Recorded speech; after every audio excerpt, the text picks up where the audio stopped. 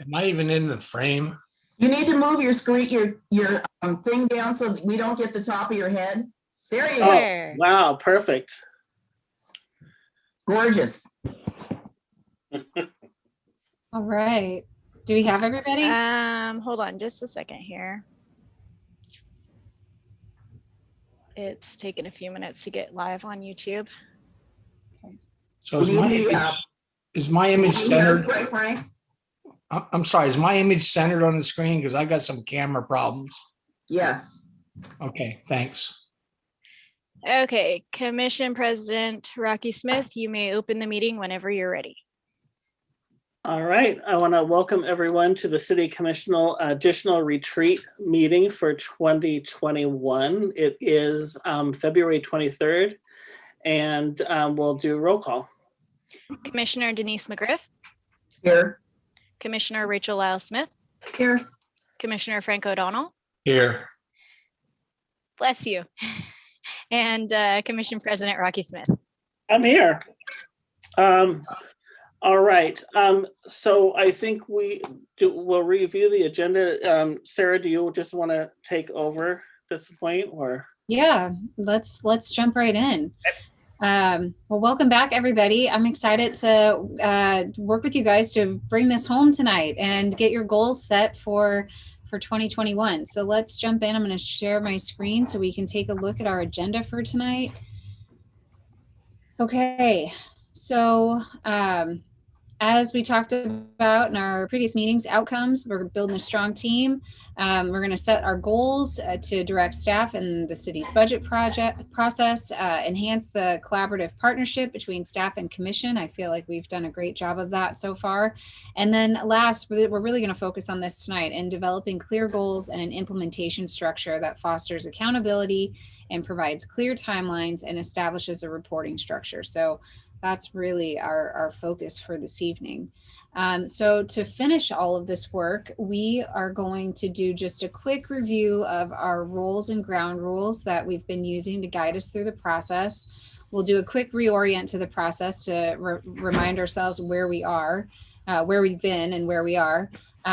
We'll glance at just some of our graphics from workshop 1 and 2, just to, again, to kind of refresh.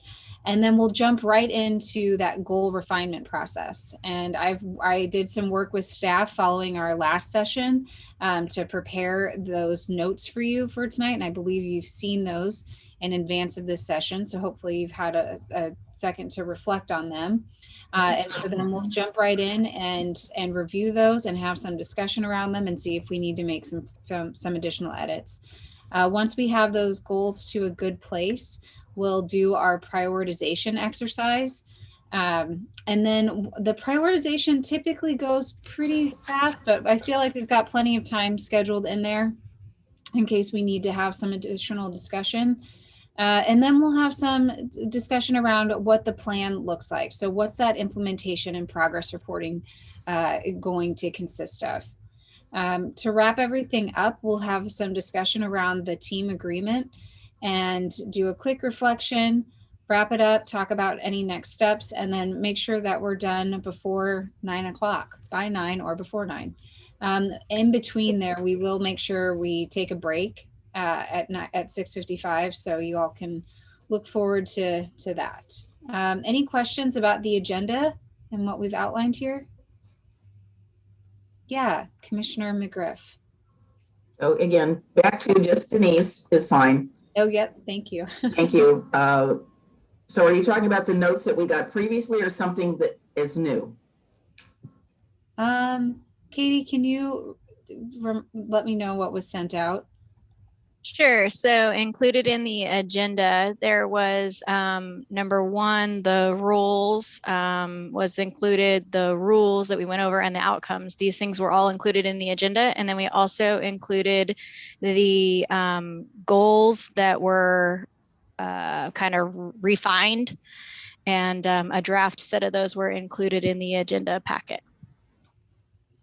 So you had those, but we are going to, I'm going to pull them up on the screen and we're going to go through them one by one. So if you didn't get a chance to look at them closely, we're going to look at those closely tonight, most definitely. Just a quick reminder. So commission is here to provide policy direction, set the high level goals. Staff tonight, you guys have shared a lot of ideas, experiences, perspective, and that technical expertise. We're still going to rely on that as we move through the process. But tonight, staff might be a bit more quiet because we're trying to now, we want the commission to set the goals. And you guys are going, the commissioners are going to be weighing in on the priorities and the refinement. Staff has already had a chance to do some of the refinement. So if we need them to jump in the conversation, they will, but we're really going to look to the commissioners to help really bring this home tonight. So if they're being quiet, it's not for any reason other than that, is that we need to hear the commission voices. And just a reminder of our rules to guide us through this process and keep us on track.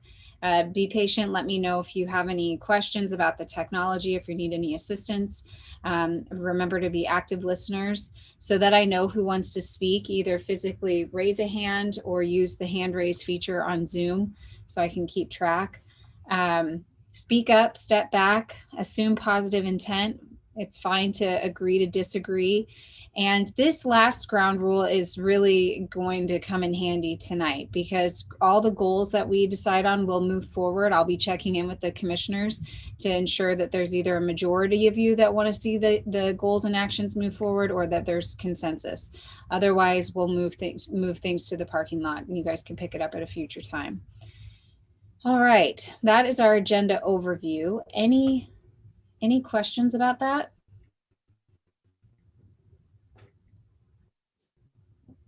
Okay, not seeing any hands pop up. Well, let's go back and share once more and just kind of reorient to where we are in the process. So just recollection as far as where we were. Last time we did we started out with our intentions. And so if you can kind of recall what your intention was, remember we're moving through this process with purpose. We had some conversation around the vision. And so we got into that future state of mind and talked about where we headed. We celebrated past accomplishments to think, and also, thought about what do we want to build on.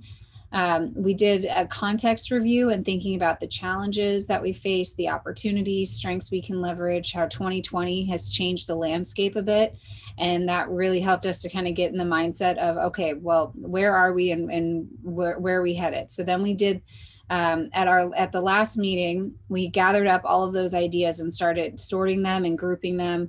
And that was where we stopped. So from that idea mapping, that's what I worked with staff on to start to organize it and refine it a little further to start tonight. So here we are in the process. We're going to start with this goal refinement and setting the actions. So just to kind of refresh your memory on our mural board here, we've done a lot of work. Those accomplishments, our environmental scan, we had some themes that came out of that scan around DEI, COVID response and recovery, communications and engagement, daycare, homelessness, partnerships, housing. So lots of, and I think you guys touched on almost all of these in the goals that you mapped out. And then we had this crazy goal mapping exercise where we had all of these ideas. And then from that, and this was what was in your packet, we consolidated it into this spreadsheet, and we're going to go through those one by one and talk about how we took those ideas and formulated them into goals and some revised strategies for you guys to start with this evening.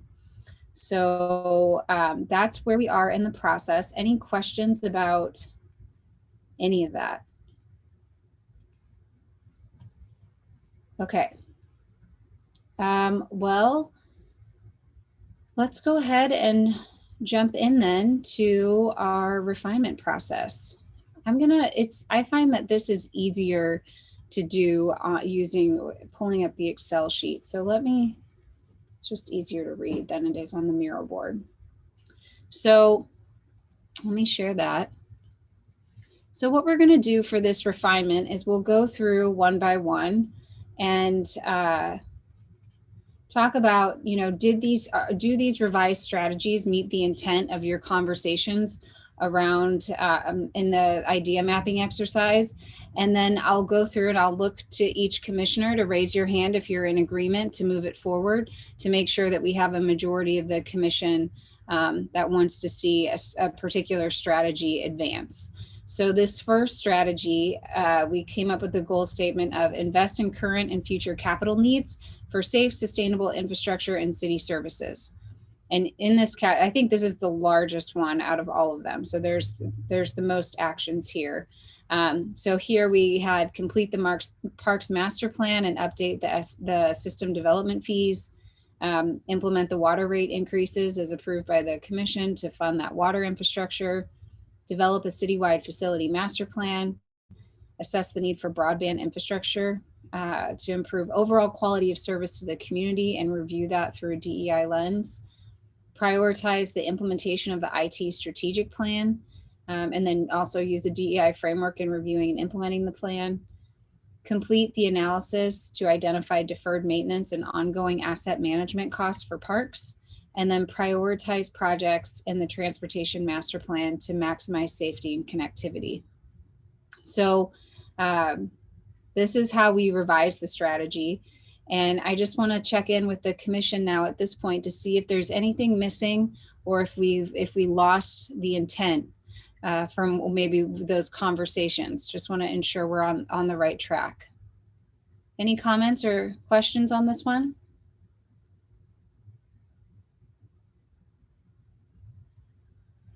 Yeah, Commissioner Smith, and then Denise. Are you talking to me? Yes, go ahead, Commissioner Smith. Can you call me Lyle Smith or Rachel so Yes. that we can between me and Rocky? Yes, I'm sorry about that. I totally forgot. Yes. That's okay. That's why I was checking just to make sure. So I guess I have one question about the prioritized projects in transportation master plan to maximize safety and connectivity. Is that supposed to include, sidewalk? I'm trying to get my head around what that is supposed to include, because that sounds pretty broad and pretty big. Yeah, maybe John, can you just address what all that entails?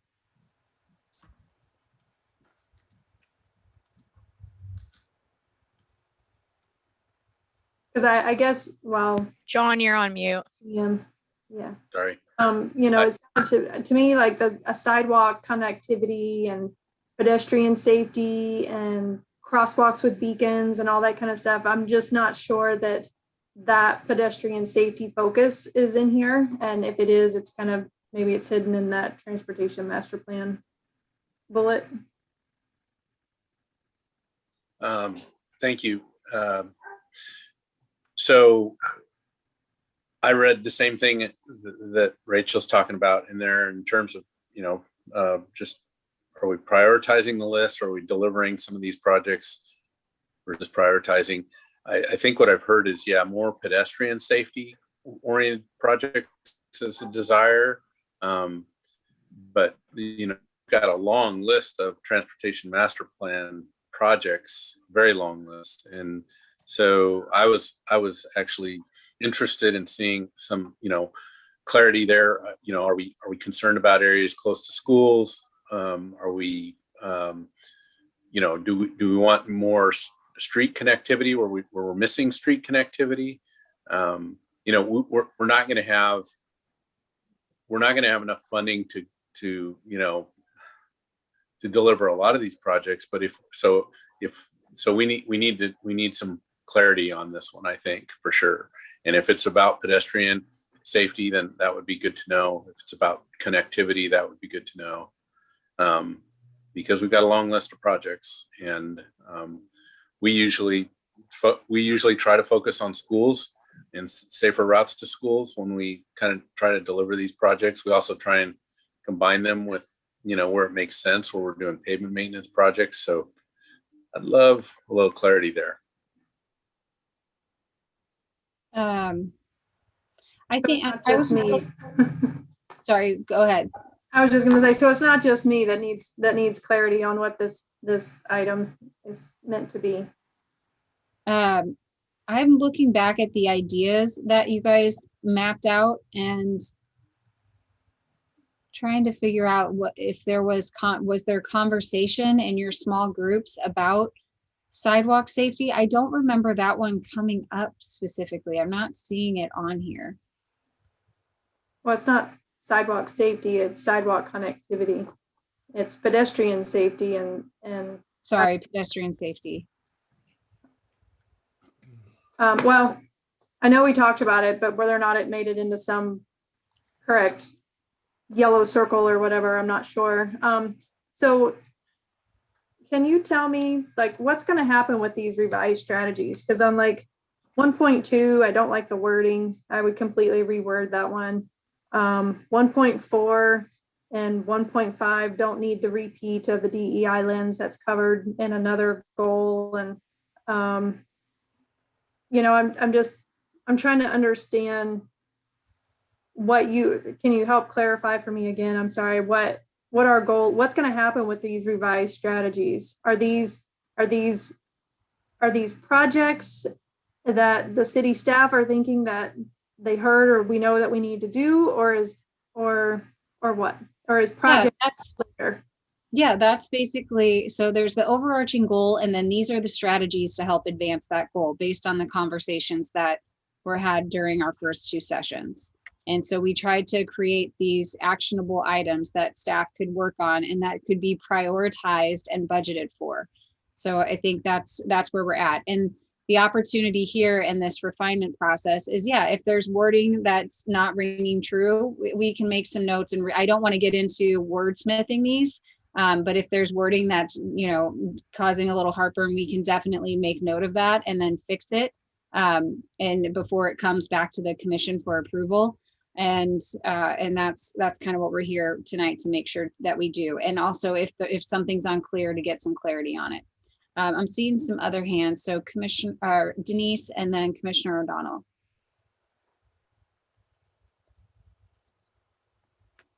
Okay, I'm not objecting, but I want to comment on generally. Number one, so Katie, I don't have this, and I went back through all of the emails that you're sent, and there was nothing for me to go into a packet. It was just the agenda. So if that can get sent, that way I can look at it while I'm looking at it on the screen. But I agree with Rachel that probably some of these need wordsmithing, but the way I'm looking at this, what I'm seeing right now, I'm hoping these aren't in priority, because when people see goal 1 or goal 2, they think that that's the first one, the second one, and whatever.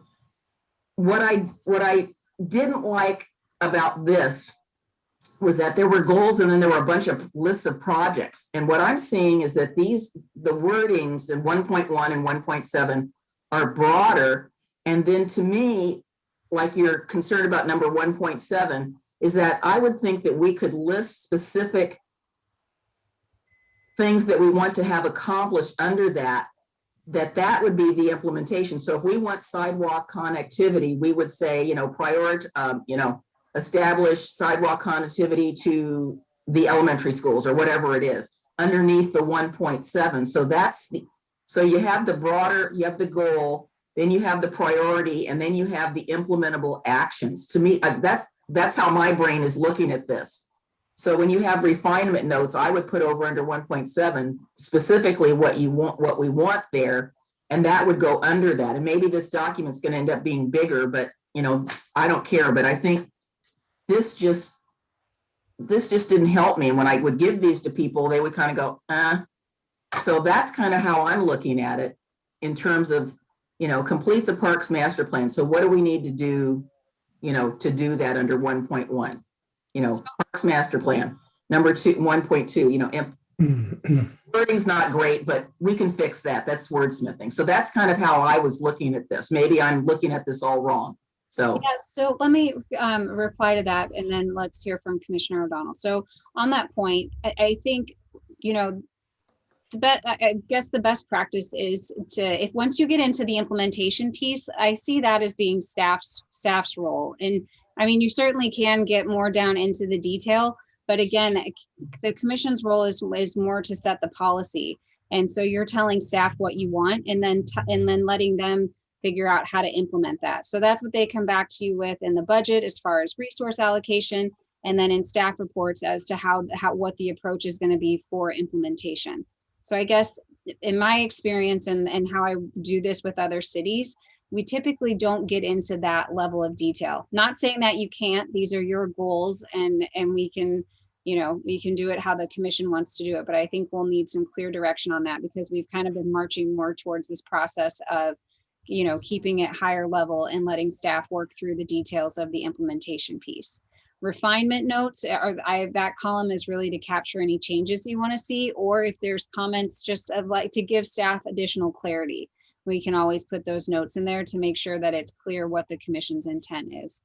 So Denise, that would be my response. I don't know if that's helpful or answers your question. No, unfortunately it doesn't. I think we have to say what we mean by that. I'm not so, I mean, yes, it's staff's responsibility to go back and implement it, but when we say, let's just use the 1.7 since that's what Rachel was focused on. So if we say prioritize projects and transportation master plan, I don't know what that means. I mean, I can look at the transportation master plan and say, okay, we think this is the most important, or that's the most important, and maybe that's too much into the weeds, but well, no, that would be what it's not what staff thinks is important. I don't know. So we can move.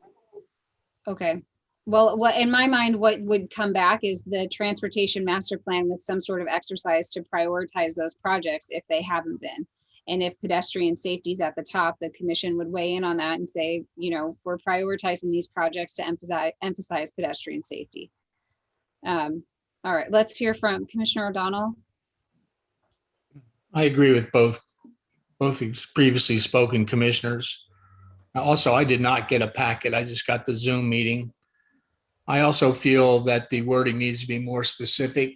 I certainly agree on 1.2, we've got this ongoing concern between the balance between SDCs and water rates. I would rephrase that to reflect that we're going to review both of those to strike a water infrastructure support method. And I don't think that's, I'm all for clarity. And these things, what I've seen over the last 5 years is meetings occur and you get these general statements like this, and everybody said what was said in the meeting, and very few people want to go back and listen to hours of meetings to try to determine what that phrase means. So I would refine those. And for example, in the one I just said, I would include the review of SDCs and water rates. And on the 1.7, I am totally in favor of pedestrian safety emphasis. So I think that we're at a point where we should make these as clear as we can for all involved, because I don't want to be 2 to 4 years down the road and somebody said, what does that really mean? If that's your question, then that becomes a question 2 to 4 years from now, then these were not stated specifically enough. That's all I have. Thanks. All right, well, let's just go through one by one and get the commissioner's comments on it, and make sure that there's clarity. So let's just start with number 1 on completing the parks master plan and updating system development fees. Is there? Sarah, can we get this sent to us right now while you're still talking? Katie, can you resend that to the group? I did Frank didn't resend. get it, so I'm sorry. I did resend it, and I originally sent it out on Friday the 19th, and I know that we were experiencing some difficulties with the weather. yeah, well, So maybe our system didn't send it out or something, but I did just resend it out. Did you not get it, Denise? Oh, Denise, you're I have muted. to minimize the screen and go into it and then do it. So I'll Oh, sorry. Okay. That's okay. I can still see and hear you. Okay. Denise, let us know if that doesn't come through. All right, and let's just start with number 1 here. Is completing the parks master plan and updating system development fees, is there additional clarity needed there, commissioners? Or are we good with that? Are we good with this one? I think, well, it's okay. Yeah. Well, how is it different from 1.6? I mean, obviously I can read that the words are different. We're talking about deferred maintenance, but is the overarching goal the same, which would be to, you know, advance park planning and determine a method to fund deferred maintenance projects? I mean, is that kind of, You wouldn't, I don't know that you I would think- necessarily see these come through in the budget as the same thing.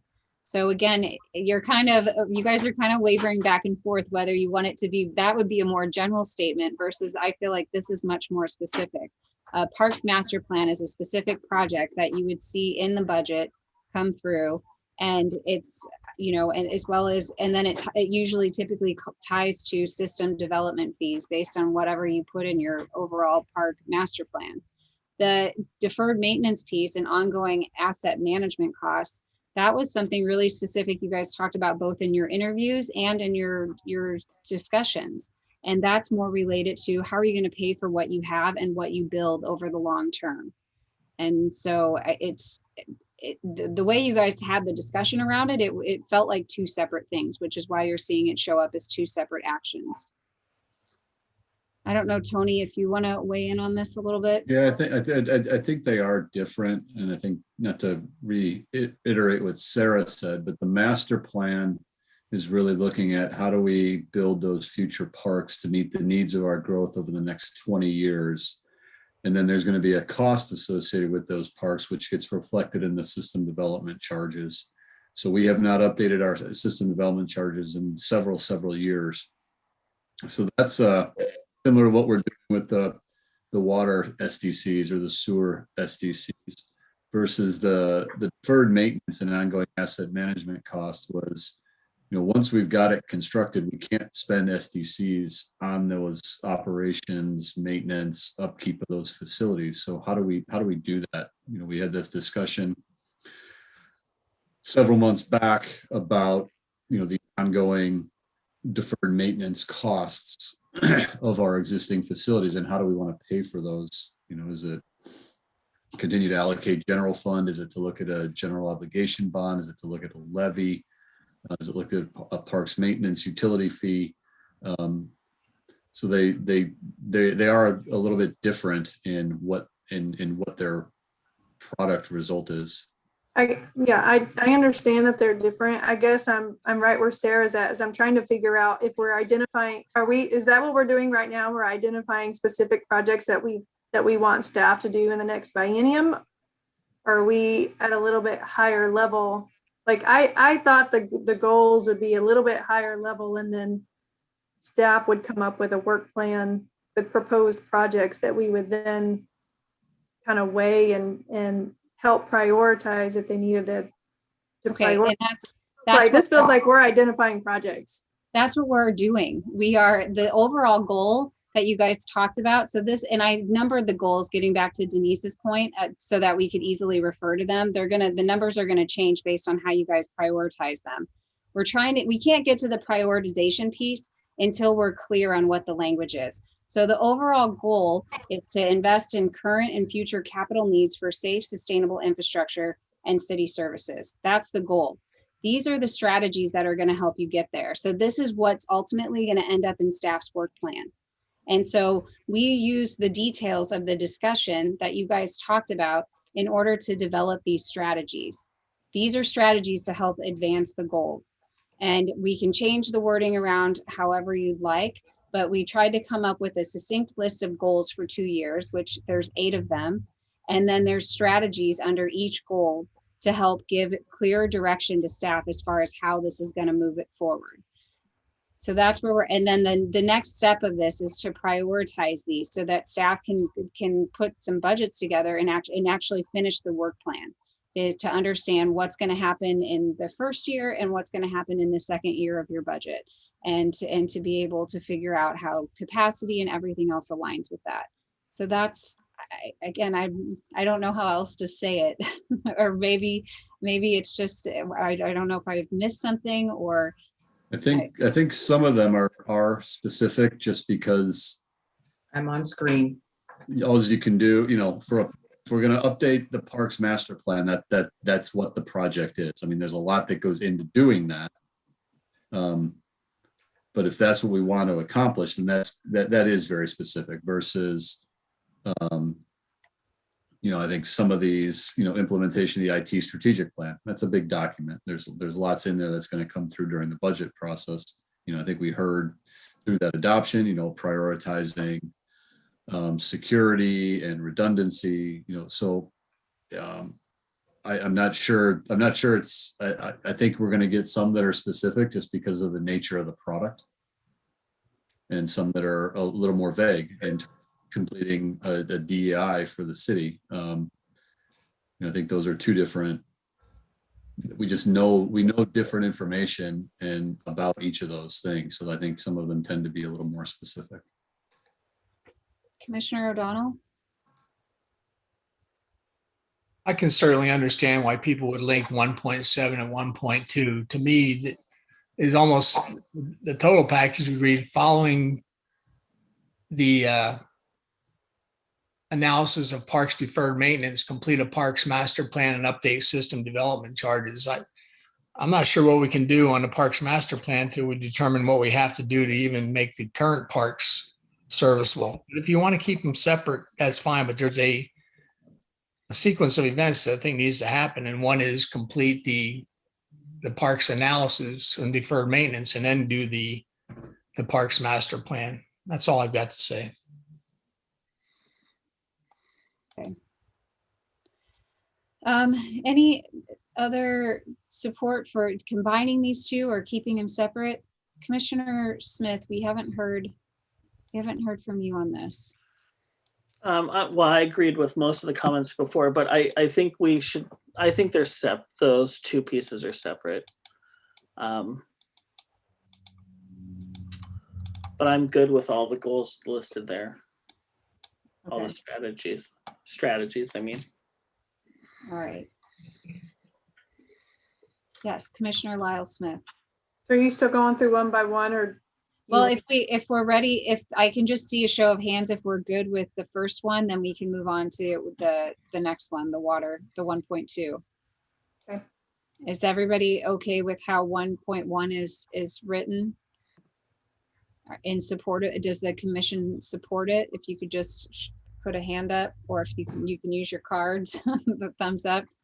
That way I can just visually see. All right, I see 2. I need at least one more. All right. So the next one is the 1.2, implement water rate increases as approved by the commission to fund water infrastructure. And I had Commissioner O'Donnell's, I started to copy down his notes about, SDCs and water rates. So what, Commissioner O'Donnell, do you want to elaborate on that? I started to write it down and we're still kind of talking process. Well, it's such a sensitive subject, striking a balance between SDCs for new capacity and water rate increases to ensure the functionality of our current system. I think the two terms need to be included in one statement. That would be review both water rate increases and SDCs in the interest of maintaining or improving the water infrastructure, something along those lines. But I think both factors need to be mentioned because they're very sensitive issues to different components of our electorate. Okay. John, you had a comment on this? And then well, Commissioner O'Donnell is right. And we've heard pretty loud and clear from the commission that it makes sense to move those two topics forward kind of separately and distinctly, but balancing that. So we're trying to do that. I'm kind of wondering if the reason why we stuck with water rate and not SDCs is because of the timing of the SDCs. We're bringing forward the SDCs on March 3rd. And, I don't know if the commission will make a determination at that time or continue that, but either way, we're prepared for that. But it may be just because of the timing that, these goals are 2021, 2023 goals, which get implemented I'm assuming this kind of aligns with the budget for 2021, 2023, which would mean that would be more like a June, even though we'll probably get rolling on these sooner than that. But I just kind of wonder if that's the reason why we specifically listed water rates and not SDCs. Denise? I think that this should be broader. I don't think we should be calling, I don't think we should call out the water rate. I think the way Frank was rewording it should say review our systems development charges. Not just water, but even if some of them we've already, we're going to start before we get these goals adopted, maybe it's more generic, and then you have the specific underneath it, which is what staff is going to bring back. Well, we know we need to do water, we know we need to do storm, we know we need to do this. That makes it's more of a goal of us looking at that. And I like the word striking a balance between the SDCs and the rates, so we can make it broader. Yeah. I don't know if anybody else agrees with me in that way, but that way we're not just calling out water when we know we have to talk about the other ones as well. Okay, I saw Commissioner O'Donnell support what Denise was saying. Is there other support from the other commissioners on making that a bit more general? Yeah, Commissioner Lyle Smith. I thought we already decided though, the water rate increase, and that was going to the ballot. So I actually thought that this was talking about the ballot measure piece, not the SDC. I was thinking it would be rewritten like create ballot measure for water rate increase and to fund water infrastructure, but I guess SDCs are in there somehow, but I don't know. I didn't interpret that this was a review of SDCs by reading 1.2. So, well, the more specifics will come underneath it as which ones they are. And also the preparing the ballot could go under that. I think preparing the ballot is too specific. I'm trying to get back to what Sarah's saying. We keep this a little higher level, which is why I think it should be a little more generic. And specifics are going to go under that from what we get back from staff. We know that that's what it is. So, but that piece is not reviewing the SDCs. That piece is funding our water infrastructure. Well, we kind of need to fund all of our infrastructure, especially storm. Okay. Commissioner Smith, do you want to weigh in on this one?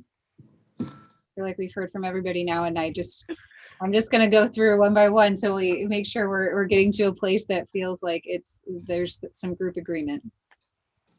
Yeah, I'm struggling with all this too. I'm okay with where it's at, I think, right now. With the changes that are being proposed, or how it's currently written? Yes. With the changes that are being Yes. proposed. Okay, so if we were to change it to review system development charges to strike a balance between SDCs and rates, is there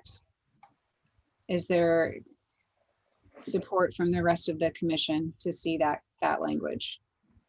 Let me type it in here so we're all on the same page. I think it needs to probably be both though, right? Because if we're going to look at, and John, you can correct me, right? We're about to bring the system development charges. We know that we've had a discussion about water rates, which is 4% over the next 5 years, and take that to the ballot in November. We've done sanitary sewer. And then I think the next one would be storm. John, is that correct? I think we haven't touched storm in quite a while. Yeah. But just remember, there's two components, right, to each of these utilities. There's the system development charge, and then there's the rate.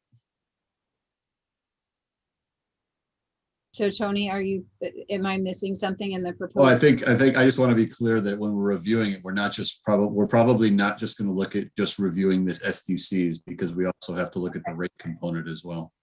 So reviewing SDCs and utility rates. Right, and then striking a balance between the both of those. Okay. All right, we can work on the wording so it's not so duplicative. All right, commissioners, are we in? All right, this is John Lewis. So to me, I read that and I think, well, we're going to review them. Are we going to approve them? Is approval appropriate word to put in there? Not really. At this point, like you have to start somewhere. It would come back to the commission for approval if they like what they see. So I wouldn't, I mean, that's too descriptive. I think that's making a big assumption of that they're just going to approve it. I think you're getting some security by having the commission say that they support the strategy, and then based on what comes back, that's what happens in the meetings, policy meetings. All right, can I just see a show of thumbs up from the commissioners? I saw Denise's. Are you guys good with how this has been reworked? Great. Okay, next one, develop a citywide facility master plan. Additional clarity on this? Yes, Commissioner Smith. So I guess this has been a topic that I thought was a massive topic 10 years ago, not so much at this point.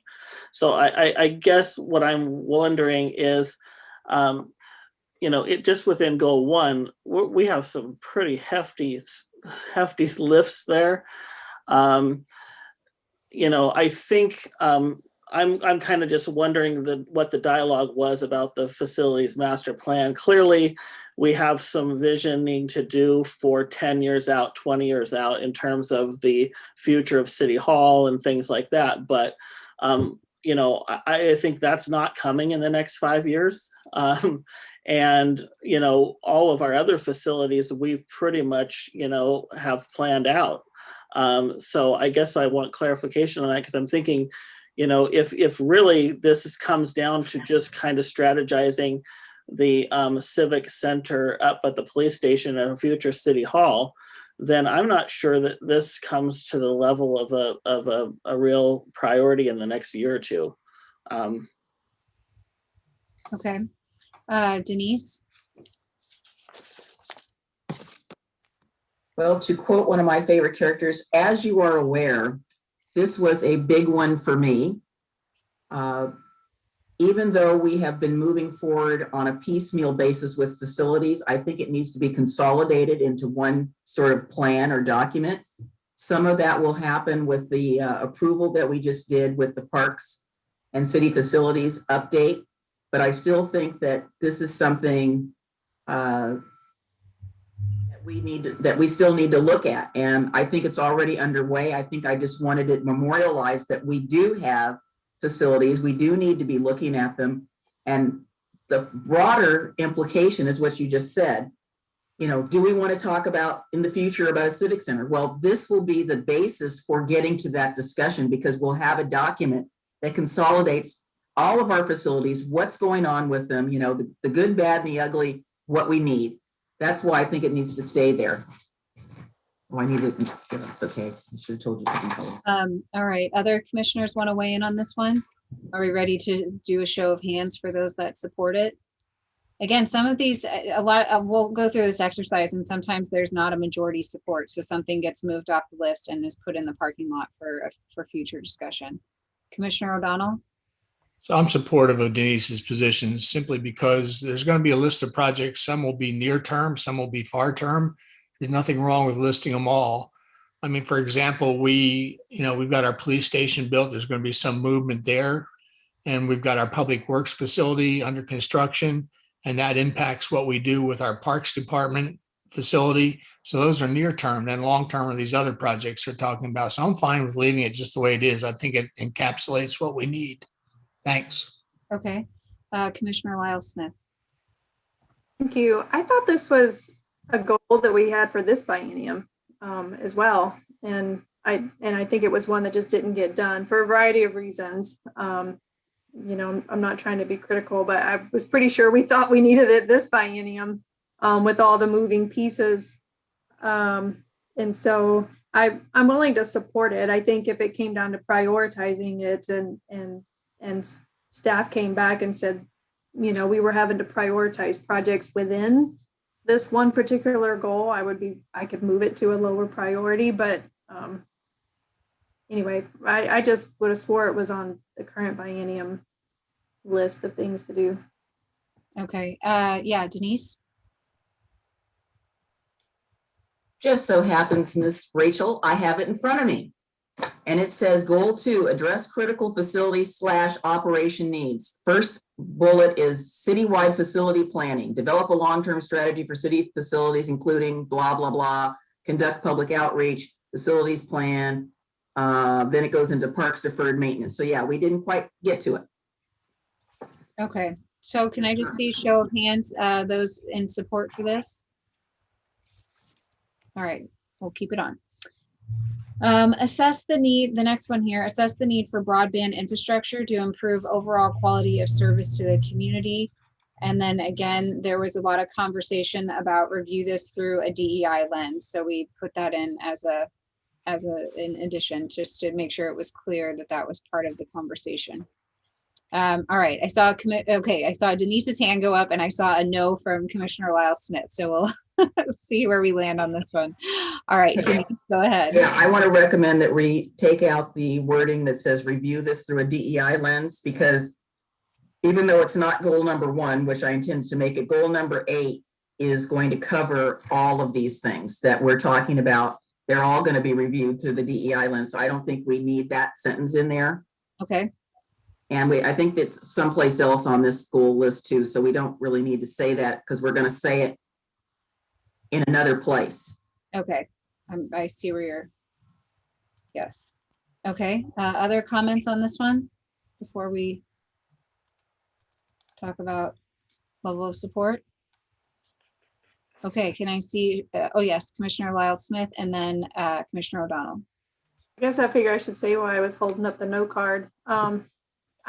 I just think this is, I don't think it's a realistic project for the city.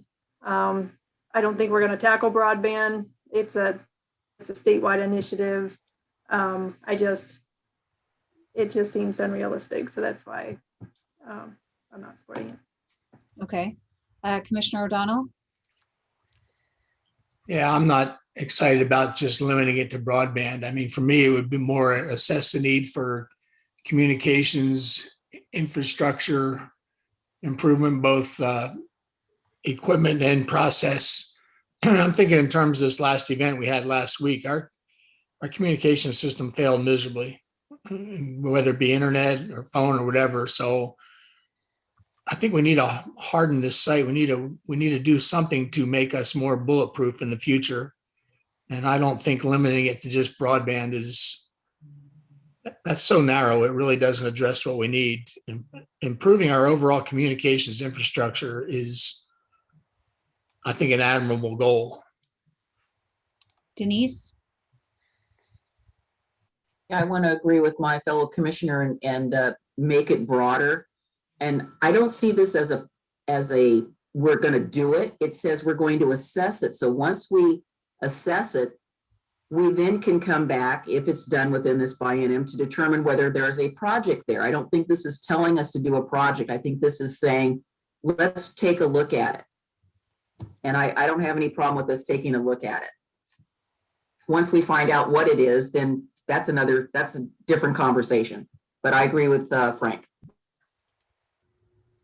Okay, and I saw a hand or a thumbs up from Commissioner Smith. Commissioner Lyle Smith? Yeah. So maybe this is a question for Mr. Lewis. I thought that what we're talking about is all being done by private service providers like AT&T and Verizon. I mean, I didn't think the city of Oregon City was doing communication towers. Is that a new line of, is that a new division for you, Mr. Lewis, or are we like making it up or what? Yeah, I guess let me jump in here, John. I think originally this was being brought forward out of the economic development strategy from an economic development standpoint of, is there a way to increase internet access in the city from jobs creation to work at home, based on what we've seen over the last year. Hardening our system. So I guess I'm just looking for some clarity. Are we talking about trying to improve broadband or internet access to the residents, or are we talking about trying to harden the communication and internet of the city facilities? And then getting to your question, we don't provide internet. We don't provide cell service. So it feels like this goal is there. This conversation is changing a little bit, and I just want to make sure there's a clear understanding of what we're trying to accomplish with that. Is it more cell tower? You know, If I could chime in on this one, from the economic development point of view, Tony's right. We had discussed making broadband available not only to businesses but to households too, because there are certain sections in the city where internet connectivity drops off a lot, and if you're going to attract manufacturing, or if you're going to attract entities that require a lot of data, you're going to really have to have a fiber optic network so they can handle that kind of data. So this is simply that was strictly from an economic development point of view. And we would not be in the internet business. The idea is to conduct a public-private partnership with a vendor that will provide those services under a relationship like that. Commissioner O'Donnell? Yeah, I agree with what Mr. Graham just said. I'm not even suggesting that we're in the business of putting up towers or anything else. I'm just saying, in view of what we just experienced, we can combine both the economic development component, which Mr. Graham just talked about, and our recent experience where we didn't have internet service and we had shoddy, if non-existent phone service. So what would we do to strengthen this community's communication system? So I think the way it's written right there, assessing communications infrastructure and equipment to improve overall quality of service, quality and reliability. And I think we've got ourselves an encompassing statement in how we go about it. That's not for us. We're not building towers, but we can certainly work with people that do. Thanks. Okay, so we've reworded this to assess the communication infrastructure and equipment to improve overall quality and reliability of service to the community. I had some good discussion on it. Can I see a show of hands for how it's been revised? Who's supporting it? 1, 2, all right. I'm seeing a majority, so let's go ahead and it's going to move forward. The next one, we already had a little bit of conversation about this, but maybe it may need additional refinement. So 1.6, complete the analysis to identify deferred maintenance and ongoing asset management costs for parks. Oops, I think we skipped the IT. Skipped one. Oh, I'm sorry. I saw my strike through and I skipped right over 1.5. My apologies. Prioritize the implementation of the IT strategic plan.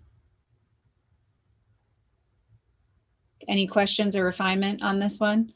No issue with. No. All right, it looks like everybody's in support. Okay, now let's move on to 1.6, deferred maintenance and ongoing asset management costs for parks. Any additional refinement on this one? Yes, Commissioner Lyle Smith. I think we just need to have words in there to address funding. We need to be doing more than identifying deferred maintenance. And this was also in our last biennium goals of trying to work on the funding aspect of the deferred maintenance. So. Any other comments on this one? Yeah, it says to determine revenue options for long-term maintenance of city parks and recreational facilities and the prioritization of projects to be completed. Determine outreach plan, communication strategy, yada, yada. So, I guess the question I'm going to ask is 1.6 and the one that deals with the city facilities plan to me are like joined at the hip. This 1.6 is specific under the facilities thing. I'm just kind of wondering, do we need to call it out specifically?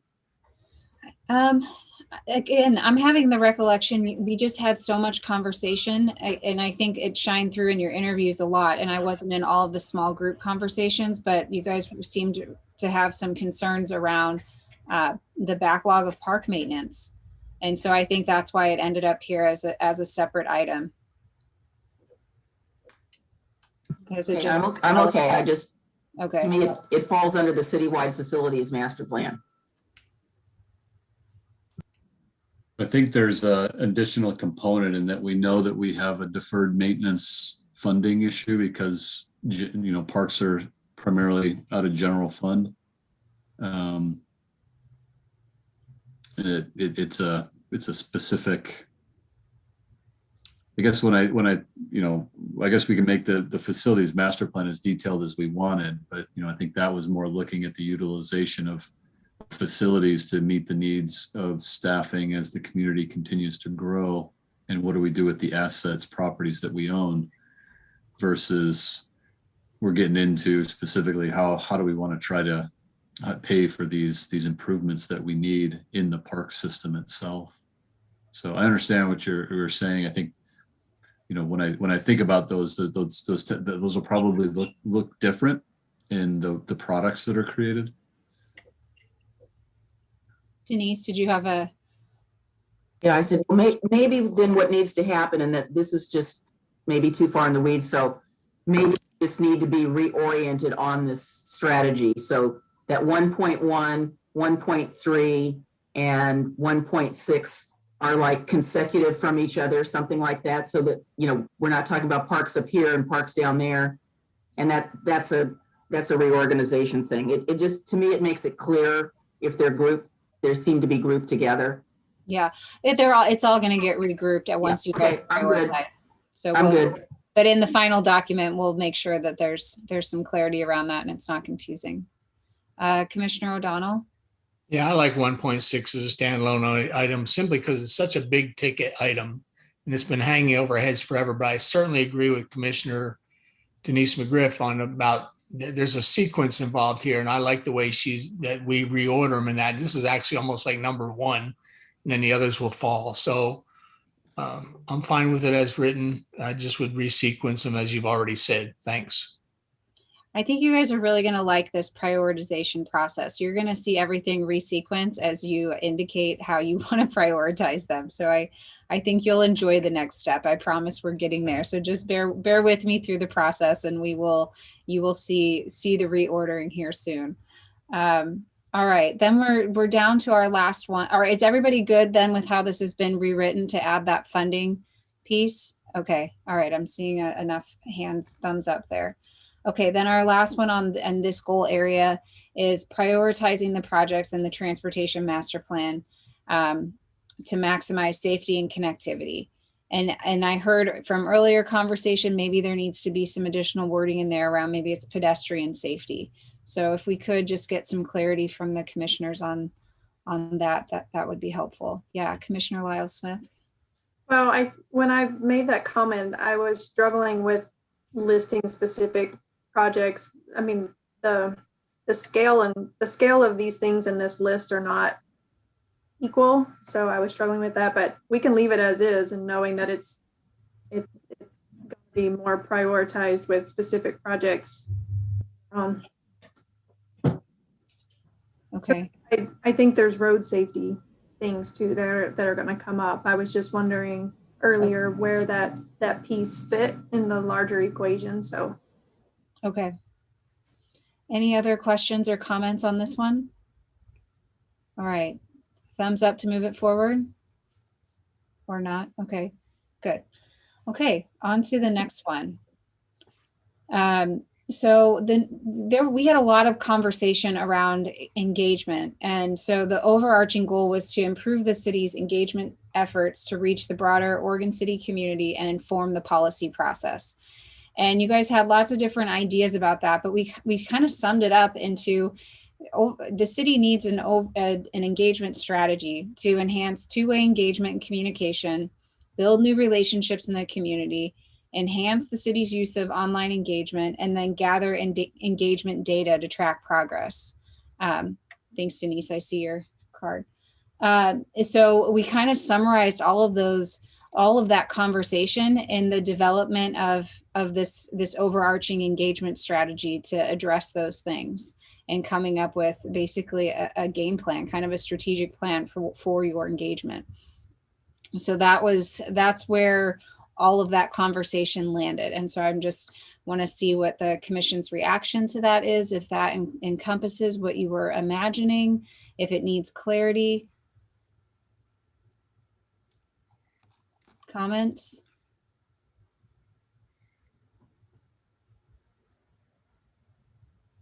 Yeah, Commissioner O'Donnell and then Commissioner Lyle Smith. I suppose that was driven by me, and that we cannot communicate. We just need to communicate as effectively as we can, and that involves the roles that we play for our personnel. It also involves the technologies we use. You know, I keep looking at this thing that I've been made aware of.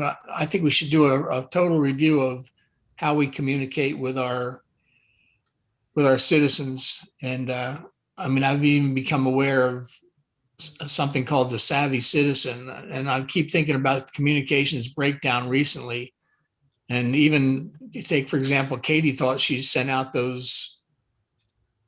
information we needed for tonight, but it didn't go. And that's what was happening throughout that crisis. We were not getting information, and people sending it thought we were. So I want to strengthen the system. I want to strengthen the responsibilities of personnel within the system.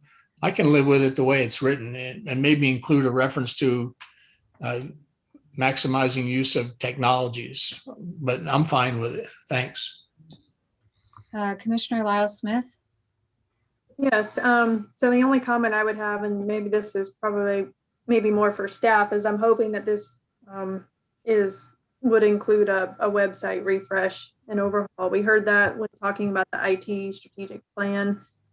You know, when I looked at City of Milwaukee's webpage today. I was looking for something else, and they have a whole site that's called Engage Milwaukee, and it's everything about community engagement projects, and it's really organized really well. And I was like, yes, that's exactly what I think that we're looking for. But this isn't nothing new. I think the staff agreed and made comments about the website when the IT interviews occurred. So I just wanted to mention that. But overall, the language is fine. Okay. Denise?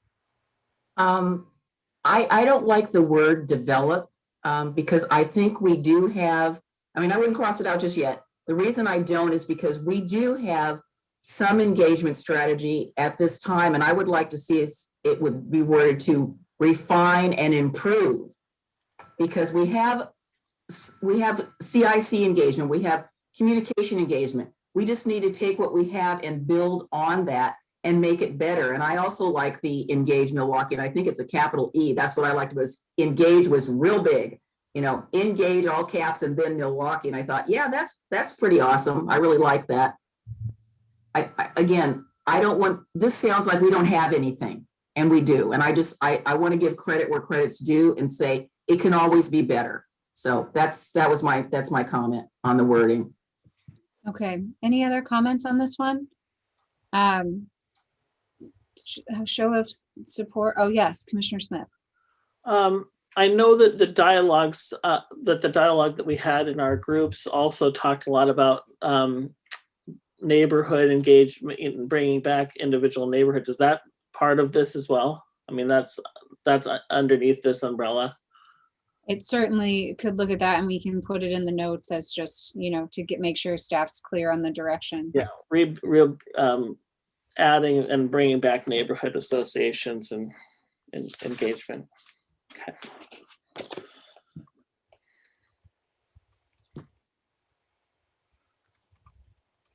Okay.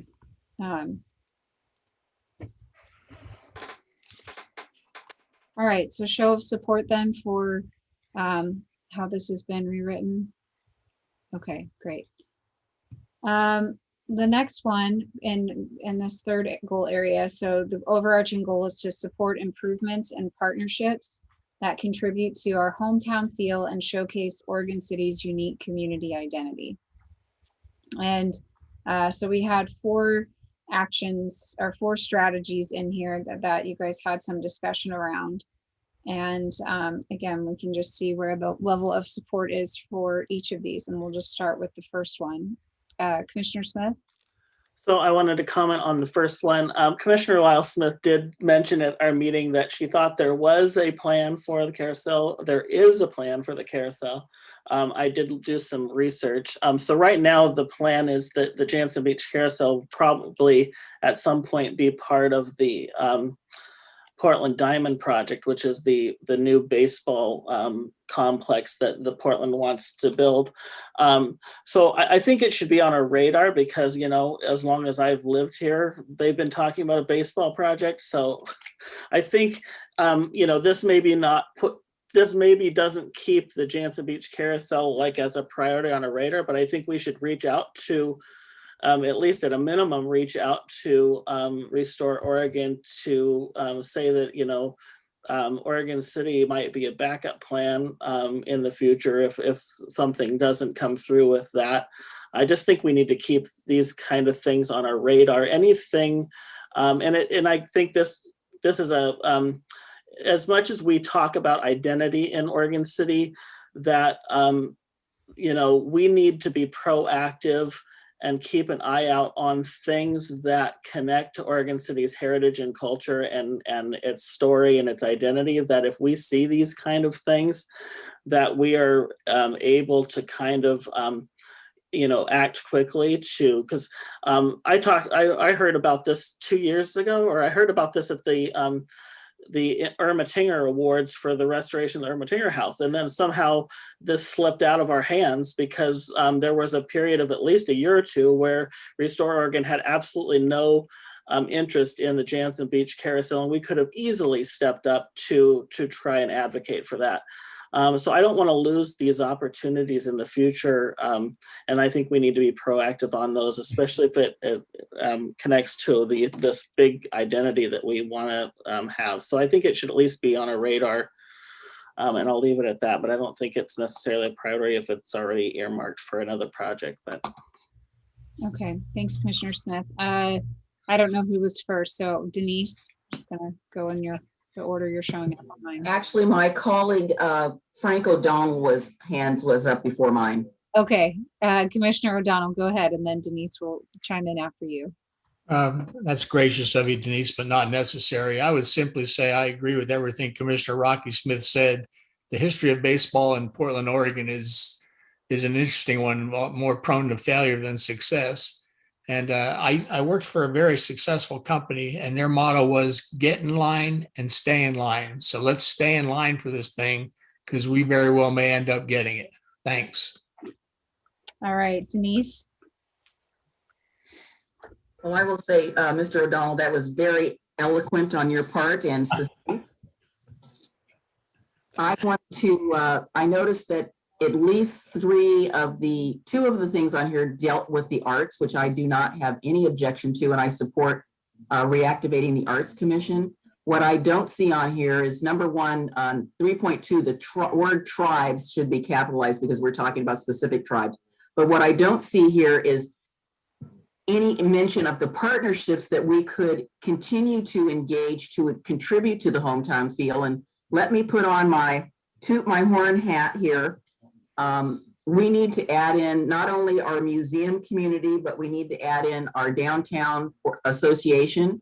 Because of them, we got the Main Street Award, and they were a catalyst.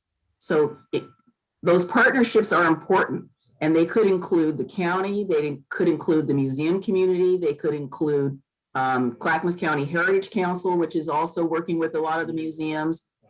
We have our downtown association. So those are just a few of the partnerships that will help us keep our unique community feel, because that is what they're focused on. And I think that's important for us to mention that specifically.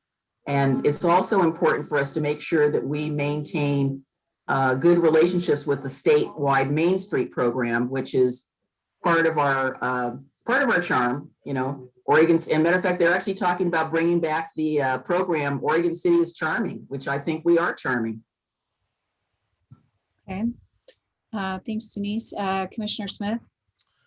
I wanted to bring this up because I don't know, I don't see it on the list of strategies, and I'm not really sure where it fits in, but that reference to the relationship of the tribes. And I know this is very specific, but the memorial for the 5 Cayuse was brought up. And the reason that I think we need to really specify that is because it's been over 20 years since the city really has tried to promise this idea of, paying tribute and kind of honoring this unfortunate piece of history in Oregon City. And I think that I'm worried that we're just going to keep forgetting this. And I don't want, I think we'd be making a huge mistake if we didn't, as a city, say that this is a top priority for the next 2 or 3 years or 4 years. If this does not happen, if this doesn't happen in the next 5 years, I think we should be, I think we should be embarrassed already that this hasn't been addressed. But I want to make sure that is put somewhere on the radar in very specific terms so that we deal with it. We can't let this go any further. So I'll leave it at that. But Commissioner Smith, can you just say the name of the group again? Cayuse, C-A-U or C-A-Y-U-S-E. Cayuse. Cayuse 5. Cayuse 5. Okay, that's a tribe. Okay, Commissioner Lyle Smith. Thanks. I was going to comment on 3.2 as well. I wholeheartedly agree with Commissioner Smith. And we're, currently reaching out and having conversations with the Confederated Tribes of the Umatilla Indian Reservation. So, clearly, I think there's a relationship that can be better established. I have an issue with the wording of 3.2 of it just saying establish relationship with the tribes that identify an interest in Oregon City. And I'm struggling with the words that say that identify an interest in Oregon City. I think that should be reworded. We played with the wording on this one and weren't sure. Laura, I think you were helping try to craft this. Can you kind of illuminate on where the direction that you were trying to go with it? Sure. We've used the term those who have identified an interest in Oregon City. That was some of the terms that we've used when we started to craft the 5 that were involved with the Willamette Falls Legacy Project. I think what I understand the intent of the goal was we would reach out to the 5 tribes identified in the Legacy Project and open up lines of communications to talk and have a commission or council to commission type of meeting and see where it goes from there. Also, we would be open to any other tribes that may have an interest in Oregon City, but haven't yet identified themselves. So in other words, we were trying not to be so specific to exclude other tribes who haven't presented themselves thus far with the Legacy Project. And so if someone comes forward, then we can continue to have that conversation with them as well. Right. So maybe that it's that we want to determine and establish relationships with tribes that have a connection to Oregon City and kind of leave it just general. They have a connection, they have an intersection with our community, and therefore we're interested. I don't think it has to be more than that. It can be generic, I think, but I just didn't particularly care for the way it was worded. I guess my only question on this one too is there anything else other than, I feel like we've talked about arts, the tribes. I guess I'm kind of trying to parse out this hometown feel versus unique community identity. I think those are 2 different things that have been joined in this goal. And so I'm struggling a little bit with not having a line item around what I think is the hometown feel. that I think our community is really interested in. But I'd have to give it more thought. I don't know that I have a suggestion. I just wanted to elevate that if that's where my mind's at. But otherwise, I think this one is fine. Okay, thank you. Commissioner O'Donnell? Oh, I also would soften the language in 3.2. I think it should be something more along the lines with tribes that have the shared history with Oregon City. Something more congenial, as this looks almost too business-like. Mm-hmm. So shared history would be, and that history may vary in intensity. Some may be resident tribes, some may be transient tribes, but it encompasses everybody, and it's open to interpretation without looking like a straight business proposition. Thanks. Yeah. Okay, Denise? Well, once again, Mr. Frank O'Donnell has just said exactly what I was going to say. Again, very eloquently. I like the word shared because they would say they're sharing their history with us since they were here first. Yes. So I think that's really appropriate. But I wanted to see if I could ask Rachel a question. So I think with the livability piece, the hometown feel piece gets back to that livability that we kept hearing about. It does. You know, it's how we, you know, you're walking down the street and you see somebody, you know, and it's friendly, or you walk into a restaurant and it's, you know the owner and you visit with them, or you see people walking down the street and you ask them, hi, are you from out of town? Hi, can I help you find something? I mean, it's that whole sort of livability, what makes our town unique, tied into that hometown feel. And I'm not sure how to articulate that specifically, but I thought that's the word that came into my brain was livability. Yeah, that's what I have in my notes. And I was trying to come up with a line item on that one. But I don't feel like I have a good one, but I'd have to give that one some more thought, because the line item I came up with, I think, fits better in the DEI category, but it is something around citywide livability, but I'm not sure what the word there, but I agree with you. Okay, I'm not hearing a clear addition or deletion there. So if you do come up with a proposal, please let me know. All right, Commissioner Smith. so on that same topic, actually, I don't mind a separate topic or a separate line item, but one of the things that I notice is 4.2, when you go down to the tourism, a lot of the conversation about the livability and the unique identity and the hometown feel was a discussion around community events. And so I see that listed as community events down there on 4.2. So maybe there's a way to combine some of those thoughts. I know that some of the themes came up in different bullet points. Yeah, there was quite a bit of overlap on this one, and we could certainly combine, rework how these are structured, but I don't know. Think on it. I also felt the tourism, some of the event stuff also played into the tourism, so I think that's how they Right. ended up there. But there is overlap, just acknowledging that. And you could also, if you wanted to, you could put it in both places. It's the same strategy, but they do support, the strategy supports both goals. So some cities will just list the same strategy in multiple places if that's your desire. It's up to you. Commissioner Lyle Smith. Yeah. So 3.4, I just want to throw out to the commission, like, do we need the words, are we evaluating the need to reactivate? Or I thought we were going to be a little bit more assertive and say that we had the desire to reactivate the Arts Commission. So I was considering taking out those words of evaluate the need to, and just say we're going to reactivate the Arts Commission.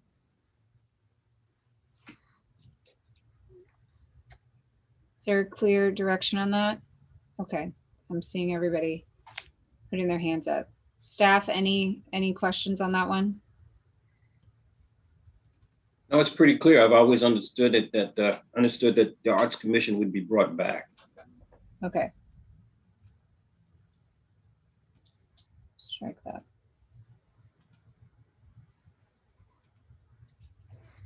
All right. Yeah, Denise?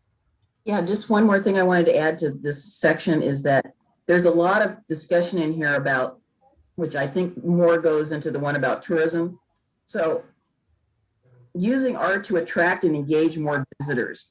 I'm interested in using art to engage and attract our residents. Going back to that, if we don't tell our community members and help them understand why our town is important, they're the biggest ambassadors that we have. So we need to get them into the program as well as just the visitors. Okay, so I added that into that strategy so it's clear. Yeah, and I'd reverse, put community members first and visitors second.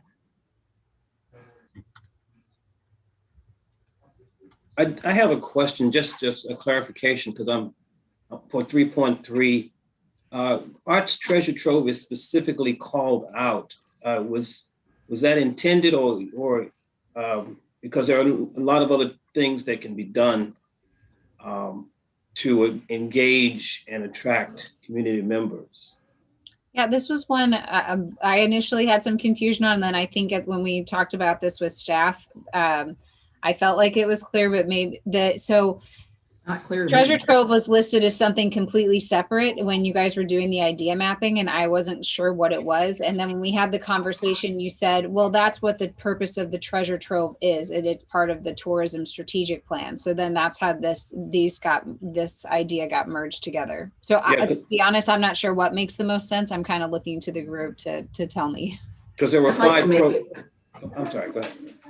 I'd like to make it less specific because I think that the arts treasure trove is important, but it's really part of a 4-part process of the strategic plan.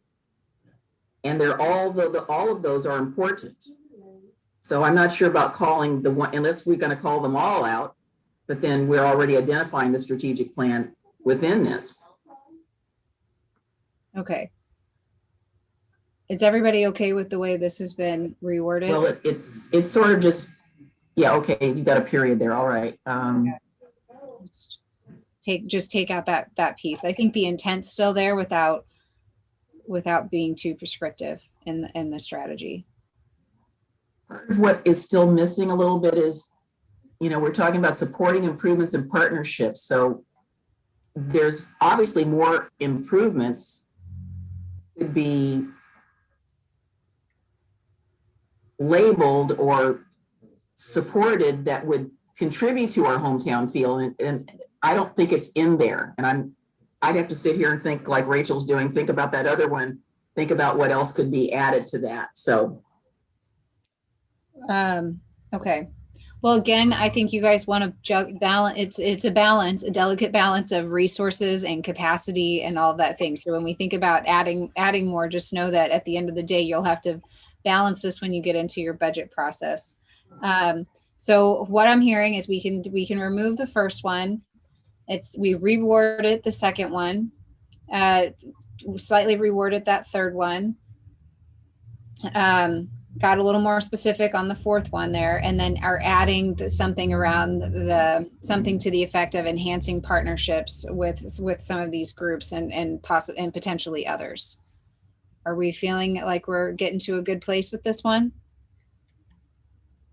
Is everybody in support of how all of these are written? We'll obviously do some more wordsmithing on that last one there, but I think the intent's there.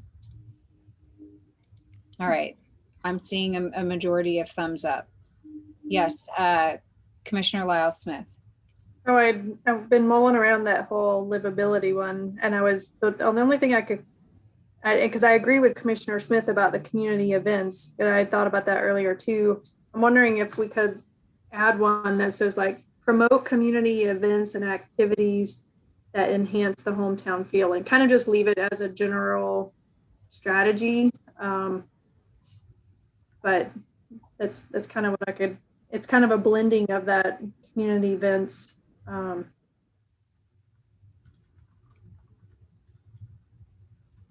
But see if the others support that. Okay, so the way that's been written, is there support for this one from the group? I'm seeing one. I'm not sure what promote means. Yeah, okay. We're saying Yeah. promoting and supporting, or we're just saying promoting? Because we can promote all we want. But I think we need to support some of those events. Yeah, I think it would be support, I guess. But that goes to 4.2 of that, determining the city's role in supporting community events. Yeah. I guess I'm not determining it. I'm saying that we should support them. Skipping over the determining part. But Do you guys want to just put that strategy in both goal areas? Does that,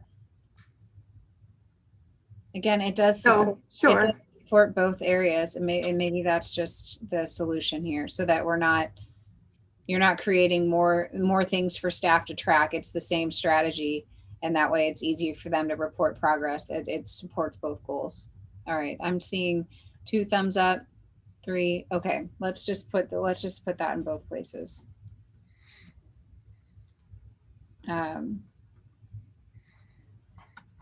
Okay.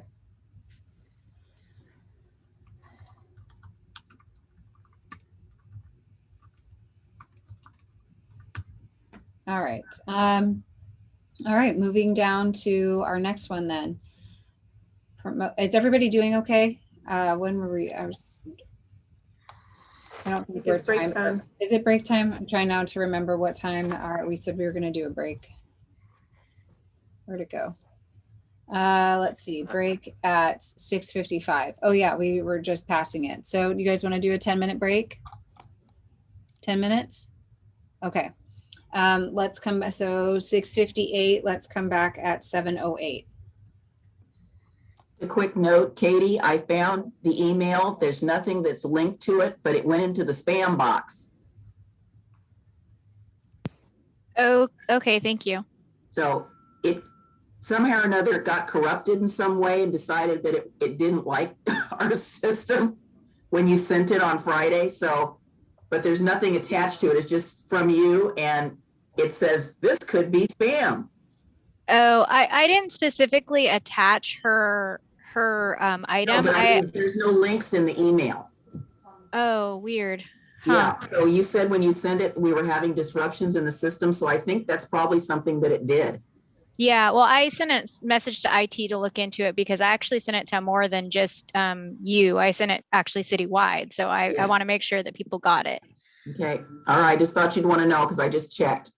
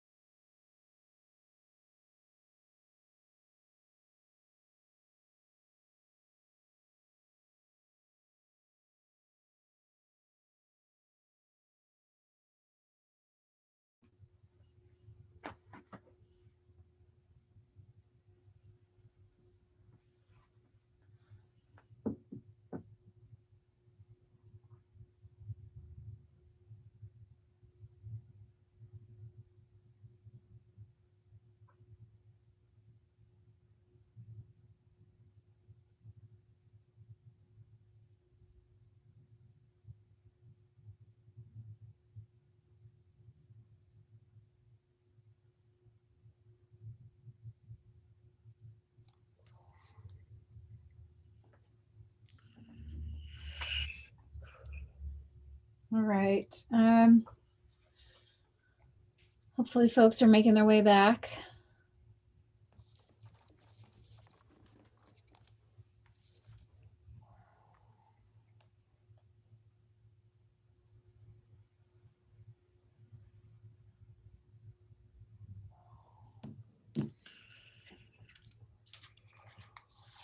Still waiting on a few.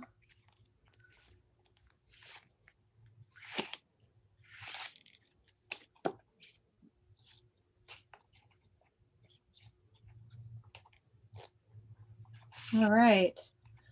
Gang's all here. Let's go ahead and jump back in. You guys are doing great. We're in the home stretch here and getting through our list. Good conversation. We're going to pick it back up with that goal 4 on promote tourism and support economic development to foster community sustainability. So first one here, define the future of urban renewal as we continue working through our current process. So again, this was one we had a lot of conversation in the interviews about this, and you guys are currently have some work underway on this. And so it's just a kind of, yes, this work is going to continue. We support it. Yeah, Commissioner Lyle Smith. Yeah, sorry, I'm still eating my dinner for this evening, so I'm gonna probably be on and off my video. That's okay. I don't like the wording on it as far as we continue working through our current process. That won't make any sense a year from now. So, Okay. I just think I'm not sure exactly what the wording should be. Maybe it's, this one's interesting because we haven't finished the process to actually determine the future of urban renewal yet. I think by the time the biennium starts, we will have determined the future. So maybe it's more of implement the outcome of the 2020 urban renewal study or something like that. You know, I don't know. I'm just trying to reword it so that it captures the timing issue and something that may make more sense a year from now. Somebody help. You know where I'm going with that. Yeah. Any other suggestions on that one, Denise? Oh, you're on mute, Denise. Let's hear you. Sorry, I thought I just took it off. You had the same thought I did. I didn't really like, it wasn't like, it just wasn't right. So I put something to the effect of determine how to implement the outcome of the urban renewal process.